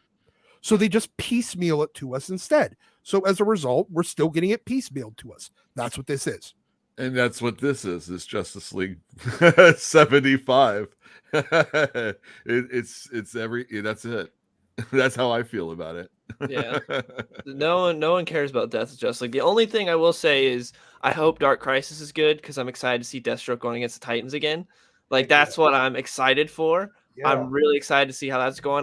Because I'm enjoying the current, what's it called? Shadow War, I believe, is the Shadow Batman War. Robin Deathstroke. Yeah, Shadow War's really good right now, and I'm happy about what's going on. I'm a huge Deathstroke fan, so I'm really excited with what's been going on with that right now. And Dark Crisis look good. The one thing that I do think is funny though is like before they get into the battle in Death of Justice League, Batman or Superman, someone's like, "Oh, call the Titans." It's like, are the Titans a thing right now in DC? Haven't they like been disbanded, not doing anything? There's that mini series that I think just finished, Titans United or something like that. Yeah, that was really good. That was solid. So I guess they're together. I don't know. I was confused by that because I hadn't heard anything with the Titans in a long time. So when he's like, "Call the Titans," I was like, "Wait, the Titans still like a thing?" I didn't even realize it's that. not. If it's Teen Titans, it's not. If it's that Crush team, those they're not hanging out with each other, as far as I know. Well, yeah, he's not talking about that. I'm assuming he wouldn't be like, "Call the Teen Titans." I think he's talking about like, Nightwing Wall. Yeah, that's true. I'm just saying, Crush is pretty tough. Yeah. I don't know who the Titans United have on their team, but Crush is pretty tough. Yeah. I don't know, man. When it comes to depth of characters and all this crap, I just don't care no more, because you guys remember before Death of Superman actually started, you guys remember what was going on with Doomsday? Doomsday was going through the whole DC universe just killing people. He was like an unstoppable force. It was a great build-up. Yeah. To the point he got to Metropolis and started fighting Superman. But when you just start killing them out of nowhere, it doesn't do anything except annoy people. Yeah, I think that's a good distinction that you're making there. With Death of Superman, it felt like a job for Superman. This didn't feel like something that needed the Justice League. It was just out of nowhere, and it was like, oh, now they're dead. Like with Superman, it's like, okay, we need Superman here to stop Doomsday. With this threat, it was kind of just pariahs taking out the Justice League, I guess. Oh, that's the other thing. I mean, look, pariah. Give me a break. Well, yeah. But like, look, if they were gonna do this story, they needed to commit to the bit, and that's the thing. They didn't even bother. Like all the rest of all the solo titles are still going on. Yeah. Nobody believes that this is serious. With Superman, people believed it. People believed it was gonna happen, and then it happened, and then they committed to it. Temporarily, but they still committed to it. And they're not committing to this. And as a result, there's no impact to it. Like it's just another issue of Justice League. It's just a mutant massacre all over again. Nobody went out like a champ. That was the worst part. They just kind of just died. Like, okay. They're just gone. There was no like cool final battle. It was just they're gone now. okay. That's Let's literally all run that it happened. Mariah, then he's going to melt our faces off. Yep. Yeah, there you go. You know who gonna replace him, right? It's gonna be Superman's son. It's gonna be Robin. Damian. It's gonna be Damian. Replace. Nope, it'll be He's Tim. not going to hang out with It's No, going it'll to be be- Jace. No, it's Jace Fox. They've already seen it. Oh yeah. It's going to be Joe Mullins will be the new Green Lantern. It'll be Jackson Hyde's the new Aquaman. They should get Yeah, Mr. it's Terrific J- for that team. It's That would just be cool. JLQ. It is JLQ. Yeah. If They just gave us want- JLQ. I think that would be a good addition to the Justice League. Anytime, regardless of the team. Mr. Terrific, I think, would be really good. Is that his name? Mr. Terrific? They were doing something. He's in another comic book. Right he now, was isn't in that one Age of Heroes that went 2 issues. Yeah, he was in the Terrifics. That was the one that That's lasted the the one. longest. Yeah. It lasted for like 2.5 years, something like that. Yeah, something like that. Once Jeff Lemire left, that pretty much killed that title. We do have a couple of super chats we'll get to real quick. Lade Kramer, the Marvel delays, will that topic be hit today? That is on the plan. I think we'll be able to get to it. Are you excited to talk about that, Yule? Oh, yeah. I love delays. Phantom of the Night, thank you so much for supporting the channel. Spider-Man Fake Red is the hero finds the suit plot from Batwoman, but actually good. I highly recommend it, even though, unfortunately, it's not licensed over here because Marvel doesn't like money. I'm the one that brought back this topic in the chat. I just Googled it. It looked dope, but they canceled it. Yeah, Marvel hired some companies to do manga over in Japan, and now, like, they paid for the Deadpool Samurai, even though they paid them to do it to begin with. Now they're paying for it to bring back. Maybe they can pay to bring that one back. But I've heard some of those are actually really cool. Yeah. Doc wouldn't read it because it's manga, but you know what I mean. I don't care about Is manga. the way. Manga Even is if the it's way, even if it's X-Men manga. Don't care. There was an You X-Men watched manga. the X-Men anime series. There was X-Men an manga wasn't good. There was 2 X-Men mangas. There was the X-Men manga series that they did back in like the mid 90s. And then there was the other one that they did in the early mid 2000s, shortly after they did the Marvel Mangaverse. Yeah. And I did it, and that was shit too.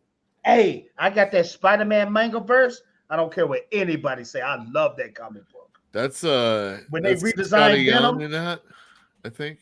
Yeah, they made Spider-Man like he was a ninja, and they made Venom like he was a samurai villain. Yeah. I love that comic book. I need to get that graded. Yeah, but you're a ninja, Mark. I am. Anything ninja, I got a soft heart for it. You know? Gal Lyle says, at the end of it, all the token replacements, that's what they are, will be gay. And John will say, wow, I'm better than my dad. I'm up and a gay. I mean, in issue 2, he literally already said he was better than his dad. So that part already happened. Kids say that stupid things to their dads all the time, their moms all the time. Parents. Gal Lyle says, Zaslav doesn't strike me as someone who would keep a faker like Vito Rat. Well, he's getting rid of a lot of the crap. Yes, he is. Got rid of Batwoman. Got rid of Legends of Tomorrow. That show went to crap after one season. You know what? It actually got good for like 2 seasons in the middle, and then it went back to shit. I heard it sucked all the way through, even with the one lady that was in the beginning. The one that you can't tell if she's a girl or. I have no idea what you're talking about, dude. I don't know. Yes, you do. She was in John Wick, the second movie. That's That was Batwoman. Yeah, that's not Legends. Okay, what of you Tomorrow. got? I thought y'all We're talking about Legends. Legends of Oh, Tomorrow. that show sucked too. That show sucked from the beginning too. You got a decent season out of it. It had a. I mean, it wasn't meant to be good. That's cheesy, man. It was. That's exactly right. And not only that, it gave you all those.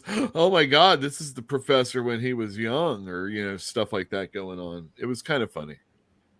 Yeah, there's a couple of moments. We got Cal Hill. Tim Chernin touched the Titans too much, like Tom Taylor touched Dot. Teen Titans Academy was bad.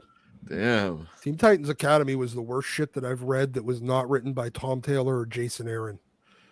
Yeah, this last issue was so evil. I could not believe it. What he did to Cyborg and Beast Boy, And I was going to make Doc read that for Worst of the Week, and then I said I've read so many bad comics lately, I didn't want to do it. I didn't have the heart. But that would have been fun. But yeah, I I'll already never had to read Teen Titans 3. Academy. What's that? Said I know. I already read 3 bad comics this week. Everything I read was bad, This except for Punisher Spider-Man. wasn't that bad. Punisher was fucking shit. It was Damn. kind of okay. And that's a video coming up. You're going to talk about Punisher Yes. together? All Yes, right. we're going That'll to be talk out about on Punisher Monday. on Monday. Nice. Tomorrow will be Knights of X. J.D. Howard. That was a good one. That was a you. good one? Fuck you. Well, that's all you And Sabretooth, which also fuck you. The Sabretooth wasn't terrible. It was shit. He I was don't in know. 6 pages of his own book. That's it. Oh, I love that. I love that. So what do you think, Dylan? Where do they go from here? Obviously, the Justice League are dead. They're going to come back in Dark Crisis. Is it going to matter in the end? No, I don't think it will matter. I don't think anyone will care.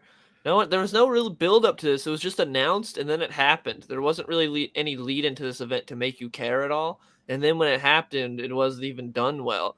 I hope Dark Crisis is good. I was saying while you were gone for a bit that Dark Crisis looks interesting because we're getting Destro versus Titans again, and I'm really excited about that because it's been a while since we've actually had him versus the proper Titans. We've had him against like Damian's Titans, but like the actual like Nightwing, Dick Grayson Titans. I'm excited about that, and Shadow War's been pretty good so far. So I'm excited to see how that goes. But as far as everything with the Justice League, it just feels empty. I don't care. I don't think anyone cares. What was the response from customers at the shop, Drew? Were they excited about it? Were they impressed with the comic book? No. The problem, it's like we've all talked about it earlier. We all knew this was coming. They leaked it. They told us all over Entertainment Weekly, get ready for this. And it's like, why would you do this months ahead of time? I mean, don't get me wrong. It's a competently made comic. You know, it's a solid made comic. But the problem is you spoiled everything months ahead of time. And you've already told us at the end, oh, don't worry. They're going to be back by the end of the year anyway. It's like, what the fuck is the point of this? There is no point. But it did sell, right? You sold out, right? Oh yeah, definitely. Well, I mean, I got a couple issues. I ordered extra though. Also, my Justice League numbers really haven't been that good for a long time. It's been Bendis for a while, so it has been Bendis, and then pre-pandemic it did well with Snyder, and then ever since then it's been all over the place. And then Bendis is the only thing I could say about Bendis is that he was on the title all that time. But an acetate cover, multiple covers. The acetate doesn't even make sense. The acetate doesn't even, like, why on this cover did you do an acetate? It doesn't work. No. Well, I mean, it just blocks the picture. Yeah. And it gives me that remembrance of the old Death of Superman cover, you know. So if I'm old and I'm like, oh, I'll pick this up, or if I'm new, it's different. You know, it's a different type of cover. It doesn't matter if it's important, you know, if it works or not. yeah. Here we go. We got Cowboy. He says off topic. Can women truly write comics and direct superhero movies? It's just let you feeling good. Absolutely, they can. You know, you got Louise Simonson's done the best stuff. Yeah. Some of the best comic books of all time. You look at her Steel run stuff that she did with X-Men. As far as movies, the first Wonder Woman movie is good. You got the lady that was what's the one that was married to She did Monster. Let me tell you something. I'm talking about the lady that did Point Break. Oh, yeah. Catherine Bigelow. Catherine Bigelow, absolutely. So hey, speaking of comics, I'm a huge fan of Barbara Castle. I'm a huge fan of her work. She's a great writer. Women can absolutely do comics and direct superhero movies. It's not a gender issue. Now, granted, though, most women don't have interest in what the function that superhero movies and comic books have. Like women like doing problem solving slightly different, generally. And whereas superhero comics are meant to be action oriented and basically solve everything by punching people. And whereas women like to work through problems differently. And as a result, you end up with the predominantly female storytelling tropes don't lend themselves well to action stories. Doc, stop tiptoeing. The MCU, when it blew up, is the reason why women want to be involved with comic books and comic book movies. Period, point blank. Because before the MCU, it was nothing but big, fat, sweaty, nerdy guys reading comic books and debating if Superman could beat Batman. Period. Let's just keep it real. And I don't sweat. Okay. But I'm just saying, guys like who show their butt cracks at conventions and all that type of stuff. Let's just keep it real. The only reason why women are involved in this is because of the popularity of CBS. There were already female writers. What are you talking about? Annie Nocenti, Joe yeah, Duffy. but hold on. I'm talking about by the droves. It wasn't that many. I understand that. That's why you've had such an influx of female creators. Cosplay and all that stuff. A lot of people blame the Spider-Man and X-Men cartoons also. You know, it wasn't that serious back then. No, but the thing is that these were kids that were growing up watching these cartoons that were good for the first time. And then when they're older and they're breaking into comics or wanting to, they want to do, their version of those characters. And what are you going to do? Just don't hire them, I guess. Or what I think is, it's more important to have a control over your writing staff and let them know that there's a guide that these companies want you to follow, and they let the stories just kind of go however they go. And as long as the comic's made is really what I think is the problem, more than women or men necessarily. Yeah, I can see that, but still, we can all remember a time when there wasn't that many girls involved in the comic book world. Oh, absolutely. My point was, though, that the women that were involved wrote stories that lent themselves to, they were outside of standard female writers. They wrote more like men. I agree. Well, like Ann Nocenti, if given her own, left her own devices, probably wouldn't write a superhero comic the way it was. But back then, you could do what Jim wants and all those other people, that were editors at the time. You wrote for your target audience. And sure, the target audience wanted action and adventure, not like feeling related problem solving. Slice of life stuff. Yes. If there were numbers to suggest that kind of thing is, what people want to read, you can't debate this, but we're seeing it's just like in TV with all the streaming and all that stuff. Everything is so scattered that there's people over here watching this and people over here reading this, and nobody has that one thing that everybody like gravitates towards anymore, unless it's like some sort of gimmick. Hey, and for the people in the chat, I wasn't saying all girls. I'm just saying it wasn't. I'm just saying it wasn't that many. We all know it wasn't that many. Before the MCU, fault you were afraid of girls back in the day. There, well, I was a little shy from time to time. It wasn't my problem. I was a little shy from time to time, man. It's like, oh my God, there's a girl in the comic shop. I can't go in there. My heart started beating fast. Mommy, drive me home. Robin Into Hood says, "Happy Clayton Kershaw Day, Yule." You know it. Well, we can go 4-0 today. Got Detroit. It was a large-scale ban that they gave him. My goodness. The Justice League is dead. The Justice League are dead. Let's move over to Trial of the Amazons. I want to make sure we hit this one. So we got the very end of the Trial of the Amazons. It's a 7-issue Wonder Woman event. Wonder Woman doesn't really do much of anything. How did it sell, Yule? You obviously have a comic shop. You sell lots of comic books. Was Trial of the Amazons hot out there in Berkeley, California? I bought as many. I didn't even. So Death of the Justice League, I bought more of. Daredevil was ending for Devil's Reign. I bought more of that than I did the normal issue. Trial of the Amazon coming out with Wonder Woman. I didn't order any more. I made sure that the Wonder Woman people got it, and I didn't think anybody else was going to reach out and get it, and they did not. So it wasn't. So it sold fine. It sold just like I thought it would. Not very. It didn't. I would expect that the only reason sales went up is some of them were returnable and you could get variants. So Trial of the Amazons 1, and I even think the second issue were returnable. So I got enough to get the variants. I'm going to send it back when it's time.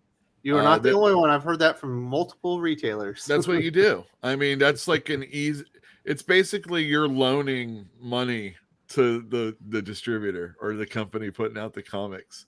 And with the delays, maybe I'm loaning them for a lot longer than I thought. So I got to ask you, did you dip into your own supply? Did you taste the Trial of the Amazons, and what did you think? No, I did not. I haven't been. I'm so this sorry. Is bullshit, man. You should have to do this too. I don't even have a comic shop. I had to read it.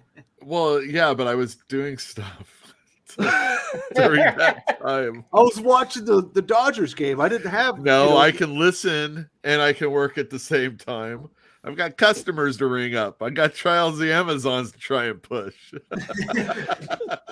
Drew, you read it. You were with me, right?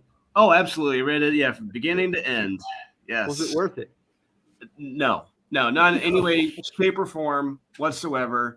I just remember when issue 1 came out. I remember Ernie had a metric shit ton of every variant for that series because it was returnable. We are still, we're getting ready to send those. We're going to do what we can to get rid of those suckers. We still have a metric shit ton of those.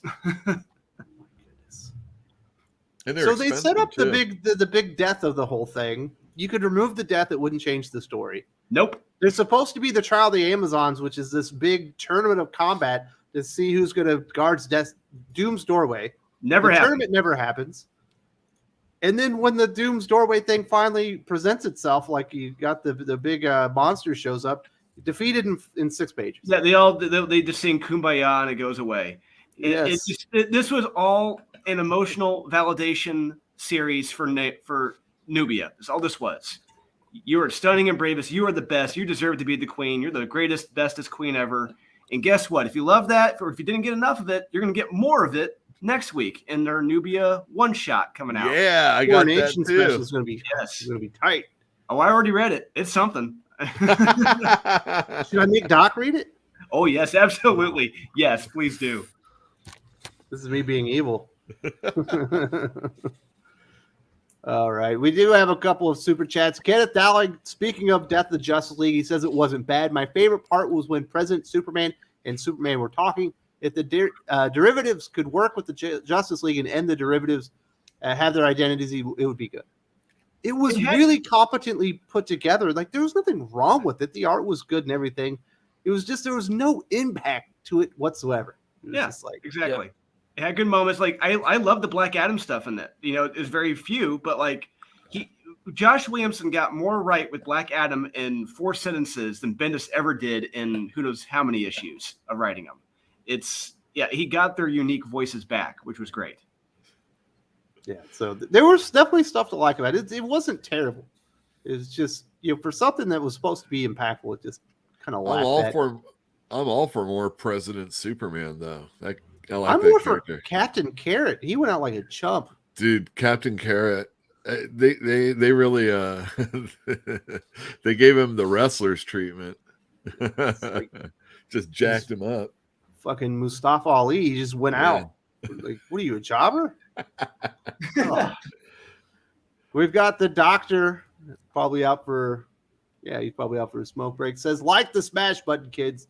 Definitely do that. I think we're at 145 likes right now. We've been well over 270 people live here on the channel for about 2.5 hours. So if you want to support the channel, give us a little like, let everyone know that we're having a good time here. I skimmed through the comic book. The pictures look pretty. The pictures look pretty. That's a good thing I can say about it. But they don't do anything, man. Remember, probably one of my favorite runs was in the 90s when Deodato was doing some really horrible artwork, but William Messner Loebs was writing. And there was action and there was Wonder Women and different characters like running through that book. Like Wonder Women, good ladies to fight against for Diana. And it was a lot more exciting and dynamic, and you want to give everybody a reason to read the book. Even the Ruckus stuff back in the early aughts really wasn't that bad. It was thoughtful, but it still had really good action and good art. Come on, just Wonder Woman should be kicking ass. I mean, I agree. Everybody wants. I mean, we know that she can lift a freaking mountain. I mean, let's get her some villains. Let's and they always want to rush in all these other characters. The villain is the patriarchy. You are the villain. Well, fine, then stop being afraid of showing some dude smash her face in. Come on. I mean, have her. Oh, damn! I'm gonna have to use my lasso on this guy. That type of stuff. Pretty disappointing stuff, man. There were so many speeches in here, Drew.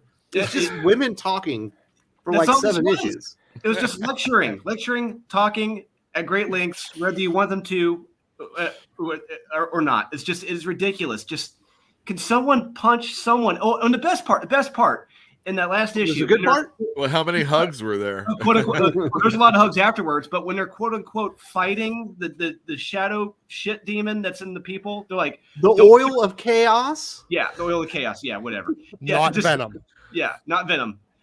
They're like, we don't kill Amazons. We can beat the shit out of them. We can cut off their limbs and beat the crap out of them, but don't kill Amazons. We don't kill them. It's like, what the hell are we doing here anyway? This is what did I just finish talking about with female writing styles? It's not about conflict resolution. It's about emotional validation storytelling. That does not lend itself to superhero comics at fucking all. And I was just saying, like Nubia next week, the Coronation special. Oh, it is the greatest self-validation comic you're ever going to read in your life. But is the art Sounds good? Really hot. It's like $10 too, right? Yeah, it's $10. Yes. Oh, this is gonna be worth it. That's why my $6. I'm sorry. That's almost. You got some good mods in here. You got mods in here. That's me. I did that. Oh, well, you good, bro. I caught that. I'm doing StreamYard. And they have a function now where I can block people. Oh, Actually, okay. StreamYard's way better now as far as the back. I know they're stepping it up, huh? They're stepping it up. Yeah. They've done a lot more stuff. The Oil of Chaos was absolutely there were so many stupid things they introduced in here, Drew. Yeah, the Oil of Chaos, you had the Tiara Room name. You also had the War Chest of Nike. Yes, 2 secret chambers on this ancient island that's been there for thousands of years that no one ever knew about. Like, not only do we have one that apparently no one knew about ever in thousands of years, but there's another one where they're housing all of Wonder Woman's accoutrement. The invisible jet, her armor, the weapons, the tiaras. Like, are you fucking kidding me now?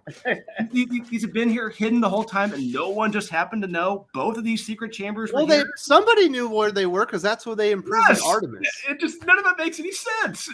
You're like, what do you mean nobody knew where it was? Cassie just walked right down the hall and found Artemis. Locked up. Yes. Oh man. Definitely don't read that. That was really bad. Let's just if you want a good laugh. If you want a good laugh, check it out. I'll say that. Man, let's just move I know on. Fatal J's been frothing at the mouth for this one. He wants to talk about Frank Miller Presents. We got Frank Miller, Dan Didio, and others coming back. Frank Miller's going to release 4 to 6 comic books a year. It sounds like they're all going to be sequels to like 47 Ronin and stuff. Heck yeah. Sign me up. Now, this is the only stipulation. I don't want Frank Miller to write or do the art. Well, you don't think these are going to be? I mean, these are his books, so they'll be. At least I don't want him touching them, though.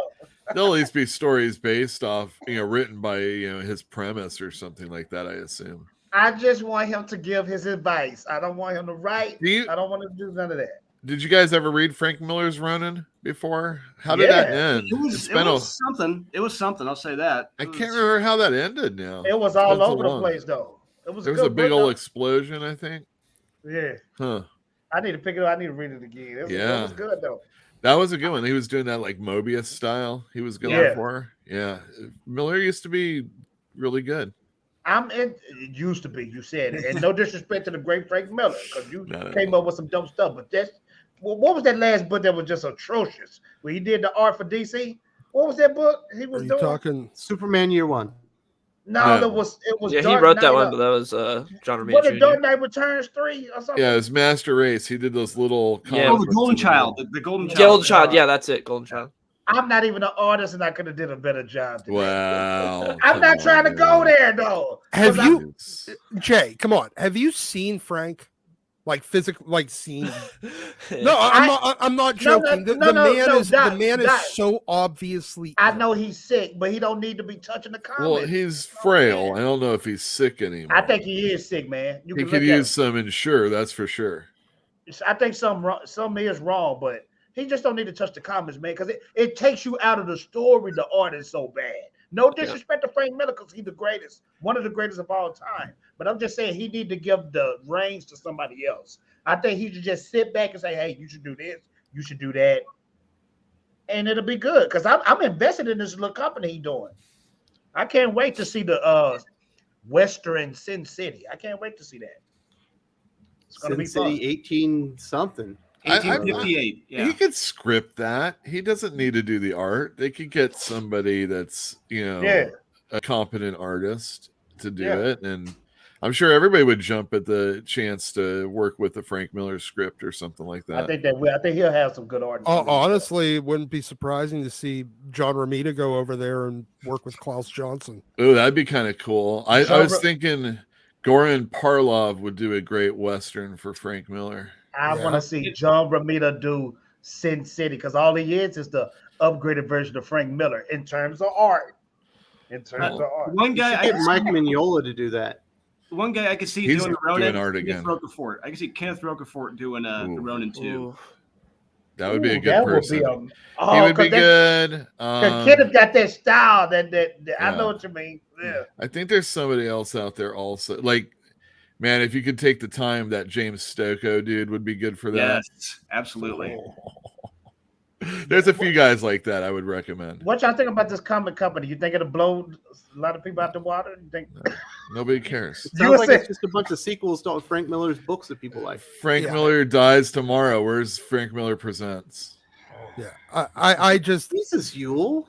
I'm being honest. I'm being honest as well. What Dan Didio Presents? I mean, well, I'm sorry, I don't like these legacy characters from Sin City. Let's kill them off. Look, I look at it like this. It's a new indie publisher in a world where there's far too many indie publishers to begin with, and no tent poles to hold up the tent anymore. 300, brother. Someone said Phil Hester. That 300 sequel that Frank Miller did, that Alexander, I think it was called Alexander, that was trash. I should do a sequel to Holy Terror. I tried my best to be optimistic. He did, yeah. I tried to be optimistic about that, but I tried to read that. After a while, I said, "Freak it!" and threw the comic book in there. It wasn't good. That's what I'm saying. Frank should just give advice. He shouldn't write, man. Should outline. See, just outline. He can do the plotting. Yeah. Gabe Hernandez got it right. If you want to read the good spiritual successor to 300, read Born of Blood, which is being fulfilled right now, and it should be finishing fulfillment next week. Ooh, I'm gonna check that out. But good for you, Frank. We're not bashing you. We love you.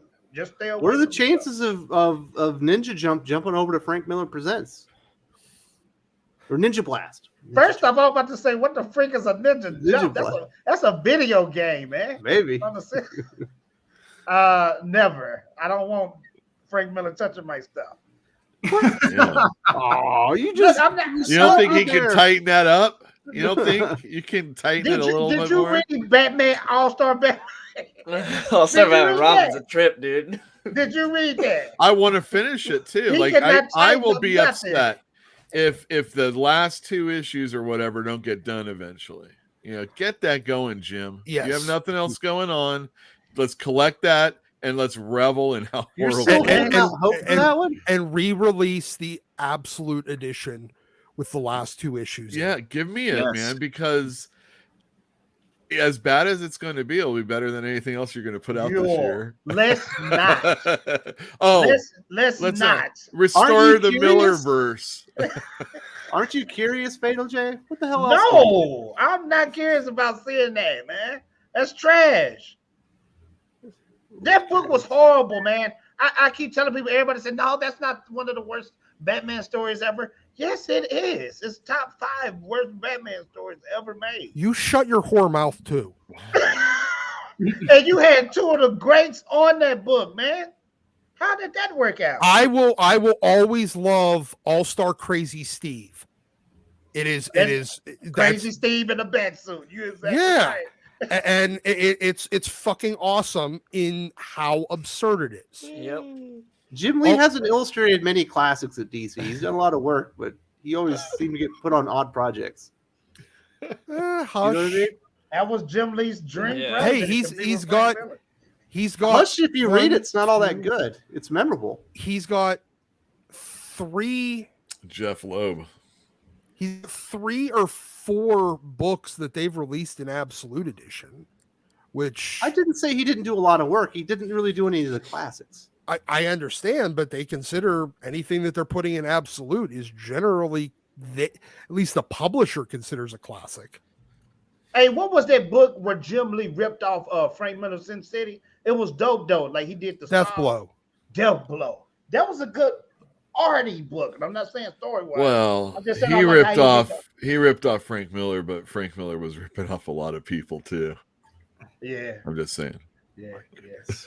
Yeah, We do have a couple of super chats before we get to the next this topic. book out here, I'll show you. Even Ric Flair had to stop taking bumps. Frank Miller can hire some people to write and draw. Tell them how it is, Wes. You know, it's crazy. I just saw Ric Flair taking bumps with Jay Lethal, right? He meant bumps of coke. Yeah, that's what I thought he was talking about. Ric Flair's my favorite wrestler, too. Shout out to Ric Flair. You saw the bumps, Flair. though, right? With Jay Lethal there, Yule? No, but I believe it. It does not Ric look Flair will good. never stop. He's Ric like, Flair I still got it. And I was watching. I was like, nah. He's gonna do. Yeah, he's still got that. He's gonna do a bump into his coffin on his last day. Okay. he might still be taking bumps, but he's not keeping friends. Nah, he They don't got a lot got of any trouble. friends anymore. Yeah, that Dark Side of the Ring documentary kind of screwed him over. A lot of people Mr. say wrestling DC, is fake. But Mr. when DC Ric Comics Flair- has a question Sorry. for Doc. Why do people not complain how powerful Thor and Hulk are, yet always have something to say about Superman? I think it's because of the breadth of Superman's power set. His power set is incredibly wide. Hulk is limited to some degree. He's very one-dimensional in his power set. It's just strong. That's it. What are you talking about? You can jump to another planet. He can't hold his Maybe breath for that sort long. of. And he gets bigger as he gets more angry. He don't have laser vision, though. X-ray vision. He can't fly. He He might be can't, Donny Cates. he- He might well, as well fly if he can jump to another planet, Doc. He could jump from America to China. Well, yeah, he causes little mini earthquakes when he does Yes. that, though. It's not but good. regardless, Like a missile coming at your land, you know. his Blow it out. limitations are also based upon how angry he is. If Do he have super breath? Thor? No, I mean, but- Hulk. but regardless, and then Thor, while he's god level, his powers are also extend to flight, lightning, and strength. He doesn't have. He's not as strong either. Plus, with Thor can be beaten Thor- by a girl. Jane Foster took his hammer and told him to go home. I just Yeah. picked up the dopest Thor comic, and I'm gonna show you guys. okay, Alright. well that's fine, Jay. But I'm finishing my answer. Whereas Thor also has the uniqueness of they could stick him in a world and have all kinds of stories with him just dealing with god level stuff, whereas Superman is generally on Earth. Thor in Avengers, he'll be on Earth, but he might spend most of his solo run running around through Asgards and the other 9 or 10 or however many fucking realms there are now, with regularity. And then whereas Superman, he's generally going to be on Earth, and additionally, he doesn't have the same level of villains. His villains don't, outside of Doomsday and Darkseid, don't generally match him physically. Amazing that they had 70 years of telling comic book stories without bringing out a Doomsday. It did. They never had a problem making Superman the #1 superhero selling comic for like 30 or 40 years. And now everybody has a problem. I think it was that issue with the cover, probably a Neal Adams one, if I'm not mistaken, where he's like dragging the Earth, in that contraption. And it's like people are like, they can never get out of the mind that Superman can move the Earth. It's just too powerful. Maybe I'm wrong. We got a question for you as well, Yule. Oh, Mr. damn. DC Comics. Manga has plenty of characters powerful like Superman, Luffy, Goku, Naruto, etc. Yet the story is still good despite that. Why is that? People are invested, I think, is really, the characters are fleshed out. I hope, having never read it or watched it, I assume they make sense within the universe that they're in. And sometimes Superman, because of that's another thing. Manga has pretty much the same people working on it, or at least the same creative vision. And IPs that last forever have many people coming in, and whether it's story. Oh, look at that. Look at that. Isn't look that at that dope? ass. Isn't that dope? Is that Diodata? What is that? Yeah, it looks it. Man, I saw this Look in at a that hair. dollar bin, bro. I saw it in a dollar bin. They can't sell Warren Look at Ellis Thors, I guess. He's been canceled all the way back in the 90s. Well, I don't care. I'm going to go back and get all these freakers. Was that It might not be. Was that belly shirt Thor?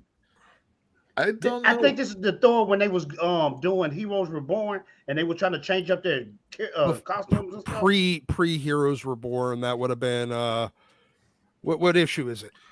It's say issue 500. Okay, yeah, that's pre-issue. That's 500 in the dollar bin. Yeah, that's somebody messed up bad, Yule. Somebody messed up bad, man. There is they're feeding it. They're feeding it in the dollar bin. They're putting something good, so you have to look through it all. Somebody didn't pay attention that day, man. But yeah, so I think that's one of the reasons for the manga being successful as far as like those characters.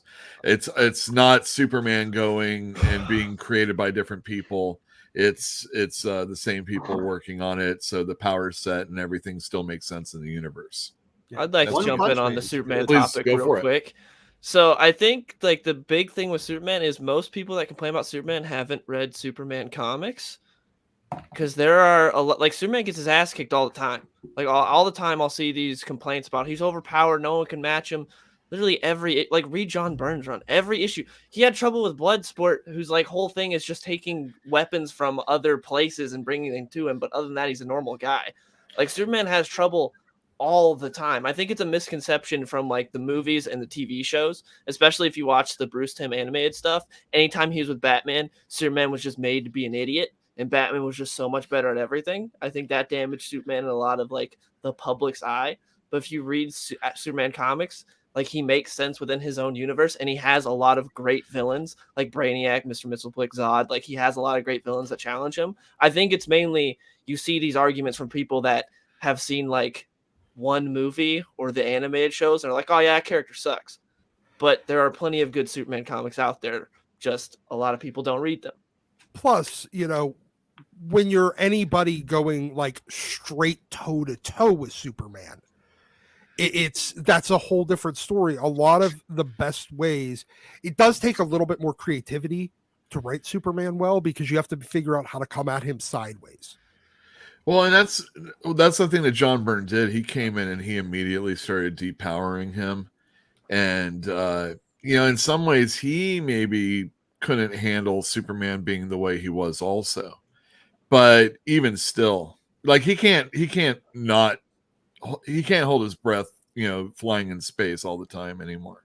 Maybe they've changed him again. I don't know. But, that's what John Byrne brought to it. He's flying, but he's not, he gets into the whole thing, whether or not he's like defying gravity or floating, stupid stuff like that we don't really need. But he's doing it so it's kind of like depowering the character. Yeah, I think I agree with Dylan, though. It's mostly people just don't read it. Superman's too powerful. That's what it is. I suggest everyone read Jerry Ordway's Superman in Exile run. That you want to talk about? Yes. Oh, yeah, Fantastic. fun. Yeah. The first runs in the Mongol, so good. I think he's a good character. Ian Phillips as well. I must confess, I have a guilty pleasure regarding I'm the goddamn Batman. And it's going to get stronger as the years go on. This is going to be one of those books that people are going to like wish that finished, I think. Yeah. I don't think so. No, it's just going to be it's a cult classic. It's better than a cult classic because of the people on it. It's already big. It can sell. Get this thing done. Here's the thing: we already gotta got get it, this especially with going. the Snyder cut on HBO Max. It's like we all asked for it, and then when we got it, it was eminently disappointing. So I'm like, why go back in this? Why dip your toe back in? Because not every. I mean, I shat all over it when it first came out, and I would like to revisit it, if only to shit all over it again. Well, but I'm not going to do it without all of it. You know what I mean? I've got you. I feel you. Yeah. Get it. Dowling says, speaking of Ronin, has anyone read the final issue of TMNT, The Last Ronin? Yes, I have. I can We're remember talking about it tomorrow, likely. I was haven't read hyped. it. I was so hyped in the beginning for Last Ronin, and now I'm just The delays definitely hurt it a lot. Delays hurt a lot. I mean, it really can. People don't. That was not like that. a normal delay of like a month or two. We're talking it was delayed like a year and a half. I guess there's reasons for it, but there's always reasons. Don't release a book until your first 3 issues are out, or have an understanding it's only going to be once a year type thing. But I think the hype was it was funny because it was a bait and switch thing, because people were seriously thinking that Peter Lord and Kevin Eastman, Eastman and Laird. Eastman, they thought they was going to do this book. Do you think people thought that they were going to do only this book? Eastman's writing it, right? It's no, he didn't write it. It's an outline from the 80s. It's an outline. No, I see. Yeah. So And then basically, Walt went in and did it.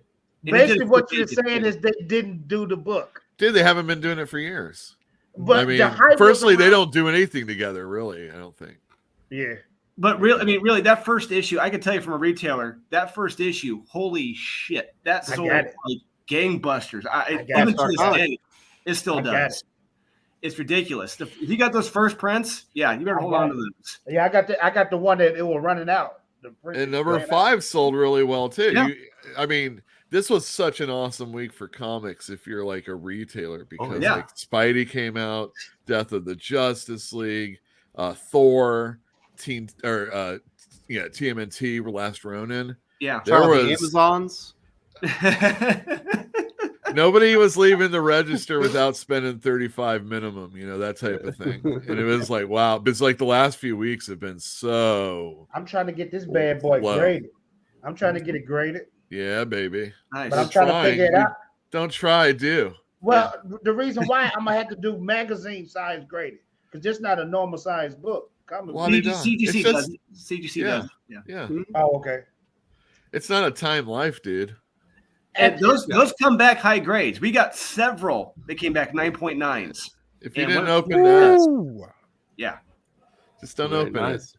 Don't Yeah, I'm read not it. gonna open it. I'm not gonna open Dakari the Professor wants to know what happened to Thor Girl Marvel. Oh, I don't remember. Stupid name, but I like that character.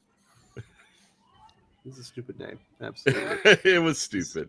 Well, Sorry, she wasn't Dakari. really. I don't think I anyone can't remember. remembers I cannot what remember. happened to the character. I don't know if Jason Aaron brought her in or not into his run, because Probably just to say that I fell she was asleep. really actually Thor the whole time too. it. Hey, can I ask you a question? What did you guys think about the trailer that came out?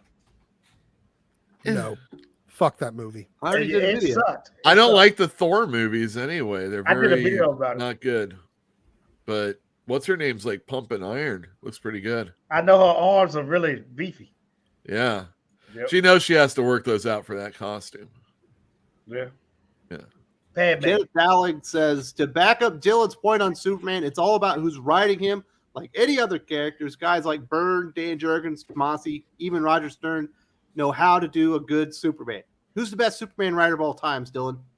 For me, it's Jeff Johns. What he did was so great. With Superman Legion of Superheroes, Bring Back Legion of Superheroes was great. What he did with Superman Brainiac at the end with John Kent's death was like very well done. And of course, having Gary Frank on their help with Superman Last Son of Krypton, giving him an adoptive son before he had John was really cool. He even wrote a great story in the New 52 when New 52 Superman sucked and we had John Romita Jr. on art, but still a great book. I think Jeff Johns said my favorite. John Byrne out a close second. Up and Away with Kurt Busiek. Yes, amazing. Kurt Busiek also had an underrated run. Pete Woods on art? Good.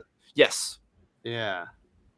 Definitely check that one out. If you never read Up and Away, that was a great Superman comic. The best. Yeah, I love that one. We got Kenneth Dowling again. Last Ronin is beautifully done story, full of action, intensity, and heartbreak. Best issue delays weren't good, but a great series. To me, though, issue 3, it dropped, though.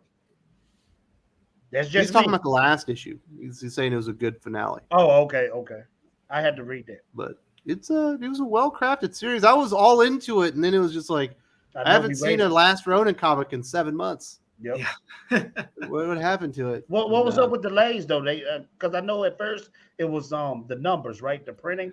No, the initial delay was like they had to redo the art because they had originally, I think Andy Park, was doing the art, or someone was doing. Oh, really? Andy Park was? I didn't know that. I think. Don't quote me on it. Someone did the art. Okay. They completely they scrapped it and had to restart the art all over again. Another artist.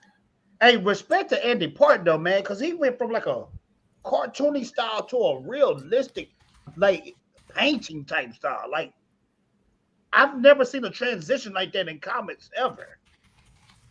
I mean, it's almost like a Alice Ross type style. Yeah, well, he didn't do that book. It was was it Escorza Brothers? I think it's those guys. It was Escorza Brothers. It was a good book. I think a lot of it had to do with financing too, Drew. To be completely honest, we know IDW was having a lot of issues with their finances, and those were really expensive. They were being ordered at like $100,000 a pop. Nothing at IDW was getting ordered anything like that. Oh, and it was Andy Kuhn. Andy Kuhn was the original artist. Yeah. Oh, okay. Did they redo it? But yeah, the IDW's financing is not too good. Yeah, it still isn't. It's only getting worse, I think. You think they about to bow out? They're waiting. They're hoping to get bought out. I know that. Oh, okay. They look like I'm assuming that was the bot. You remember Dreamwave? Yep. They're gonna be like Dreamwave. Remember Dreamwave? We are not going to talk about Pat Lee today. Well, let's get back to it. We've got we'll do this one last comic subject because we thought so we would. Let's talk about these Marvel Comics delays. There are enormous delays across the board. They've been kind of compounding on Marvel Comics and kind of snowballing over time, Yule. And we're just getting a lot of shit that's getting pushed out like 3 and 4 months now. Yeah, we just talked about a comic, Last Ronin, and how delays have hurt people's opinion of it. Yep. And thankfully, it seemed to stick the landing, but these aren't miniseries we're talking about necessarily. They're regular titles. And Spider-Man just started up, and there's people that are on the fence. There's people, obviously, that like it and don't like it. But, as long as that conversation and it's being fed monthly, that should be a good thing. But we're going to see a delay. What is this? Probably going to be starting after the 4th issue or something. And you can't capitalize on anything. You can't. You're always, and I saw your video on it, Wes, and I agree. Let's start focusing on only the good stuff and, let this other stuff hang out to dry. That would be the way to do it. We saw DC, and you saw how they did it. All their Milestone comics got the delay. All their Black Label got the delay. And now we're seeing it with Marvel. And I like the idea that we're not getting bi-monthly comics all the time. But what happens is they just seems to when they do finally get these comics in, they just rush them out, and you're asking a lot from people that weren't paying the week before for a lot of comics to have to then, and like a month down the line, come up with a lot of scratch to get these comics that I've been waiting for. The longer you let people know that they don't need these comics is the worst, probably. Okay, yeah. Well, here's the thing, Yule. DC at least made the smart decision to push back the books that don't fucking sell. Marvel's doing it with the books that do fucking sell. Yeah.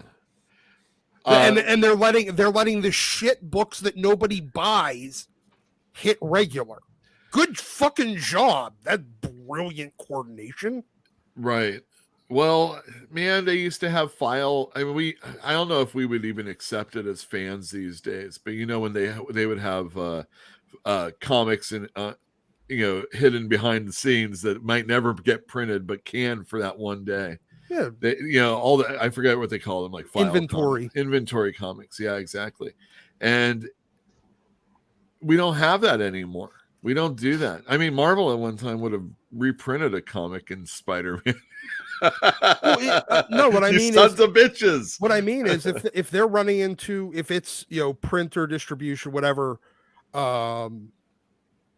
I can't believe anything they say. Why the reason is either. I know. I can't either. But assuming that is the case, why the fuck are they not getting the shit that actually sells out on time and delaying the shit nobody reads? Right. Well, I think they use multiple printers, I think, is one of the issues. Okay, so fine. If the issue ends up being the printer in Canada and not the printer in Illinois, like the comic books that are in Canada being printed are the ones that are affected. I think that has a lot to do with it. Do you think this has anything to do with the really bad paper quality we're getting, Yule? Because I've noticed, or a lot of people have noticed, that their Marvel comics are essentially coming on toilet paper nowadays. It's really, I've listened to Doc talk about it. I've noticed it. Maybe the first issue of a comic will be on good paper, and then the next ones aren't. Unless it's a miniseries like Maestro, and they don't seem to care on that at all. Maybe they're actually course correcting and trying to make things better, and that's what's slowing things down. I don't think that's the case, though. You don't think that has anything to do with it? They're just. I mean, I don't know. I don't think so, because if they can cheap out, I think they're going to keep doing it that way. As long as they can get us fools to keep paying for it. I mean, you know what? Honest to God, if everyone would have, if stores would have refused delivery on like Savage Spider-Man 2, and customers would have said, no, send it back, reprint the motherfucker on real paper, or give us a discount, then maybe. But if they're going to put interior quality, I mean, interior quality stock has been shit for a while. And even cover quality has been almost cover is now using the interior stock from 5 years ago, and interior stock is lower. When they did those couple of books a couple of weeks ago, that the current shit interior stock was the cover stock. The fucking shit was printed blurry.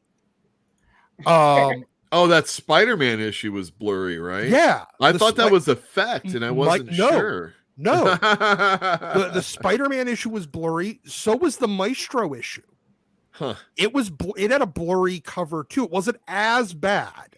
Okay. But it was still blurry, and it was still using the exact same lower quality interior paper stock. Doc, I do need to break in here for 1 second because we do have someone to check it out. We got Kenneth Dally.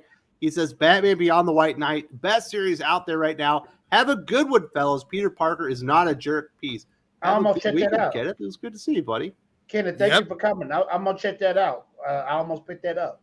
Oh, it is fucking rad. Okay. There's third issue came out this week. But you know what? The stores should have literally said no. We will not accept this. Can you do that, Yule? Were you able to check the paper stock before you accepted the order? It is dropped off, and I opened the boxes after the fact. Yeah. I would have had to make it stink with Penguin Random House, I assume. And it would have to go through a chain of command. I don't know. I mean, I could have just said they were damaged and I get a, what were they damaged by? Credit. Your cheap asses and your bad material. I'm looking at this Maestro right now that Doc was talking about. It was number 2. I don't know. This paper's shit though. Yeah, it had series is badass. Hey, I've lost all hope if Marvel's doing delayed. The inside paper might be better, Doc. Yeah, the inside paper actually might be better than the cover stock. Oh God. These are $3.99. DC starts usually at $4.99 these days. For a better cover, I guess it's $1 at least. But cardstock for $6 or $6. I mean, DC has great covers. You can't blame them for that. But Booms figures out a way to get a really nice cover usually for $3.99. Spawn does it for $2.99. Yep. Yeah, their covers are not always great, but yeah, it's $2.99.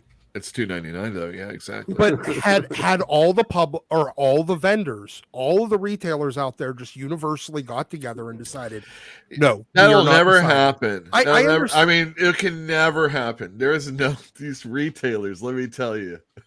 I understand. I understand that it's a fucking pipe dream. But the point is, if they would have given you, you can't not, they can't ignore every retailer. They can't even ignore the plurality of retailers. If they just say no, and if you're, I like as a reader, I should have, as soon as I saw that in my pull box, said no, I'm not buying it. I'm not paying that much for that quality of stock. Just I'm not. Buy. What about so I'm not a store that does these variants through the companies like Drew's store does.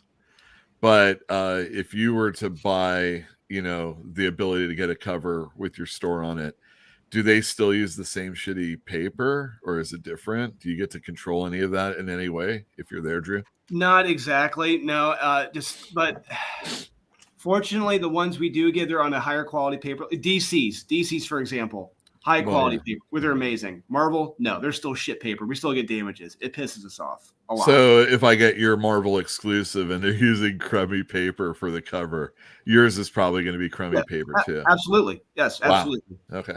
Yeah. Wow.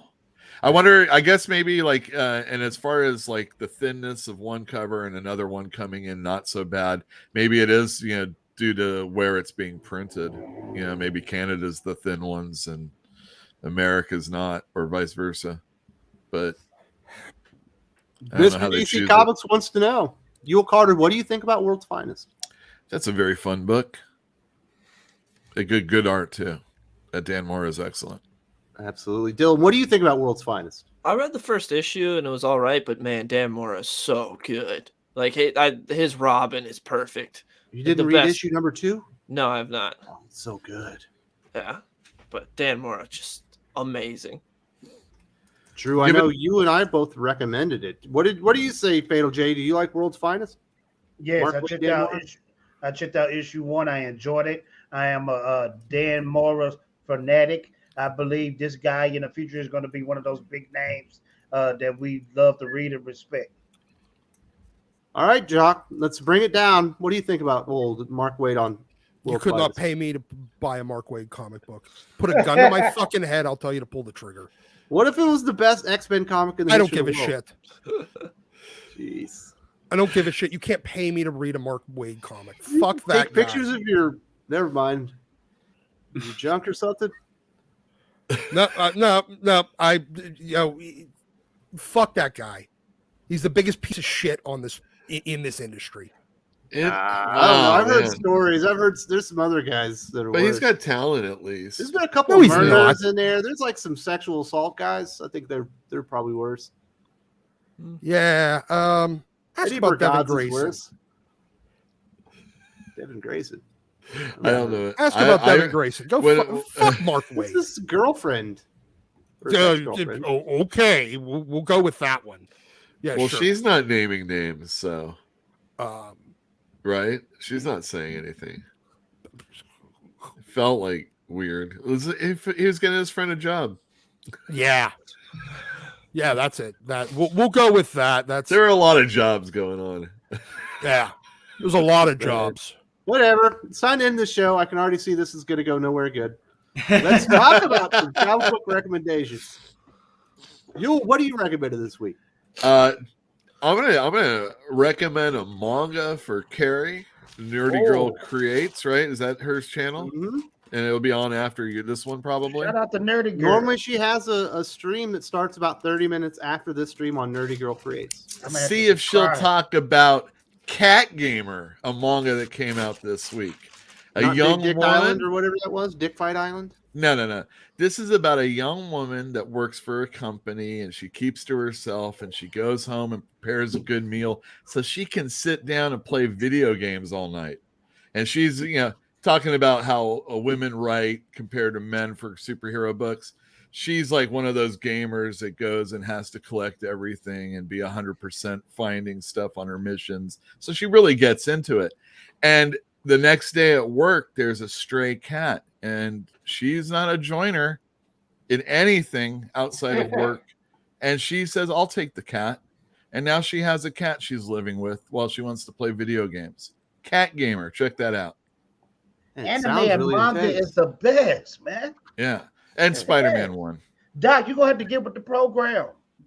It's coming, man. It's going to take over the States. It's coming. I don't care. All right. Fatal J, what do you recommend this week? You recommending Thor 500? That art is beautiful. That cover is beautiful. I need to get it graded so I don't have to ever read it again. I know that sounds crazy, but I'm not recommending that. I'm recommending cross-gen comics. I am reading a book called Scion, the perfect blend of sci-fi and fantasy put together. This is what I love about cross-gen, real quick. They understand the comic book company. They got the best writers, the best artists, and came together and gave us something dope. They just but they went out of business. And they're bankrupt. Well, they did too much. That was their only fault. But oh no, he's frozen. Oh no, that's a face right there, isn't it? Yep, man. We'll leave people with that. Bye, Jay. Doc, what do you recommend this week? You know what? I actually had a few things to recommend this week. Definitely Batman Beyond the White Knight. Just dope. It was issue 2 came out this week. Another great rad. Oh, it was issue 2. Yeah, it was issue 2. That's what I said. Mm-hmm. Didn't I? And you know what? I really enjoyed ASM. Yes, there's a few things that kind of pissed me off in it, but I'm legitimately curious to see what they're going to do with this story. Now, was it the best told first issue? No, but we already covered that. And then finally, Silver Surfer Rebirth. As much as I hate fucking Ron Mars, I bought this for Ron Lamb because there has been no one in the history of the earth that has bought a comic book because Ron Mars was the writer. Oh, I thought you were going to say Ron Lim. No, people have absolutely bought comic books because Ron Lim was the artist. Oh. No one in the history of the planet has bought a comic because Ron Mars was the writer. I don't think. What about? Did, but we'll let you do it. I don't know. Maybe.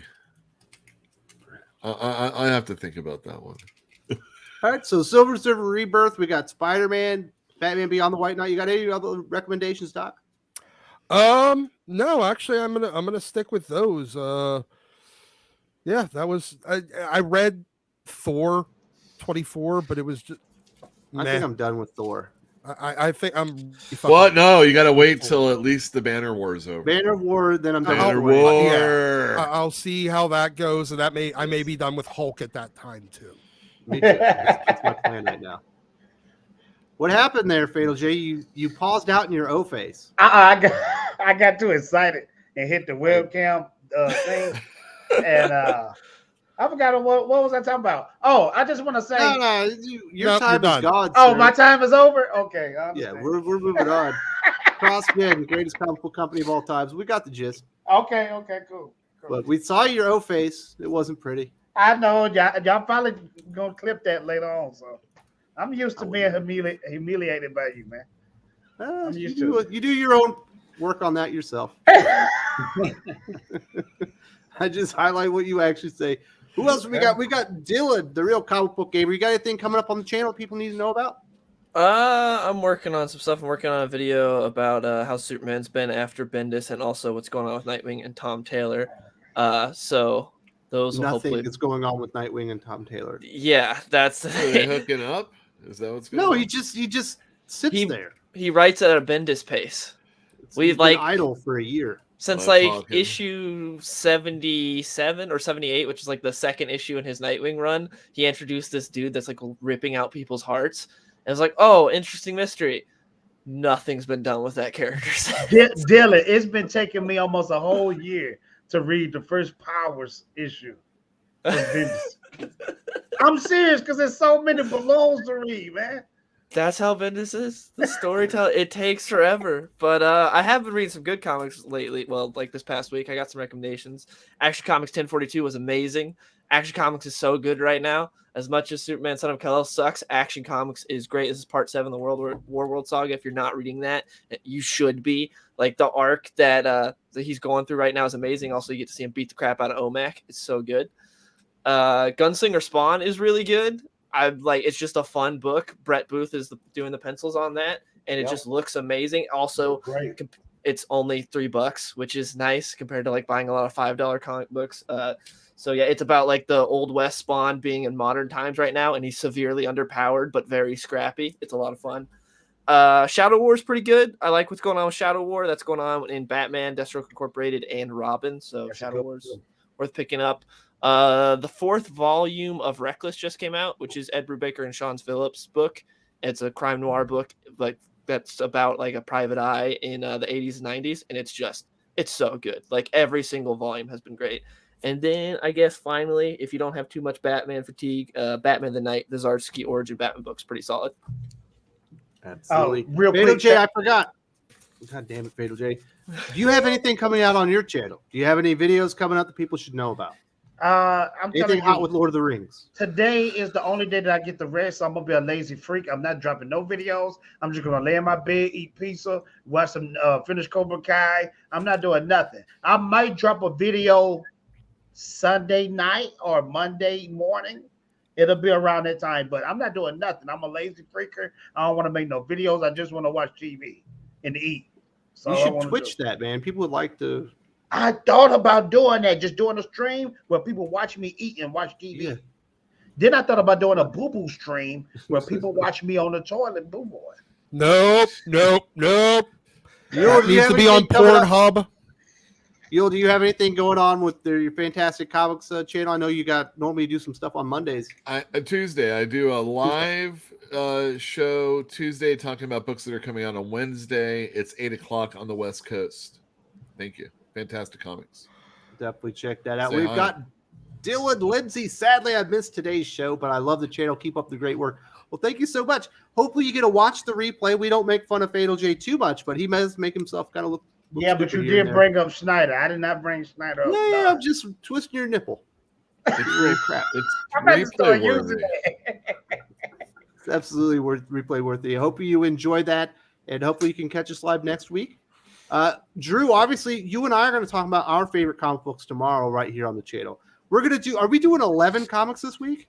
Something like that. Mostly indie, once again. But give it a taste. Yeah. It was a big week. It was a huge week, and there's a lot of great stuff this week. And it was difficult trying to trim it down to that. What I gave you. Absolutely. So will we have that one tomorrow? We've got Eric O'Sullivan. Thank you, Wes, panel and chat, for the great comic book shop conversations that I missed so much. I really appreciate my Saturday mornings lately. Well, we really appreciate you. That's what we're trying to do. We are simulating the comic book shop experience with a bunch of nerds. And then Fatal J, he doesn't even read comics. We let him join us. I just showed you my stash, man. What are you talking about? You said you weren't reading that comic book. No, I'm not going to read it. Exactly. Get out of here. You said you're getting your comics graded. You're a collector now. I guess so. I guess I am. Thank you so much to everyone. Had a lot of fun today, and we'll see you live next week. On the Comics Aficionados. And wash your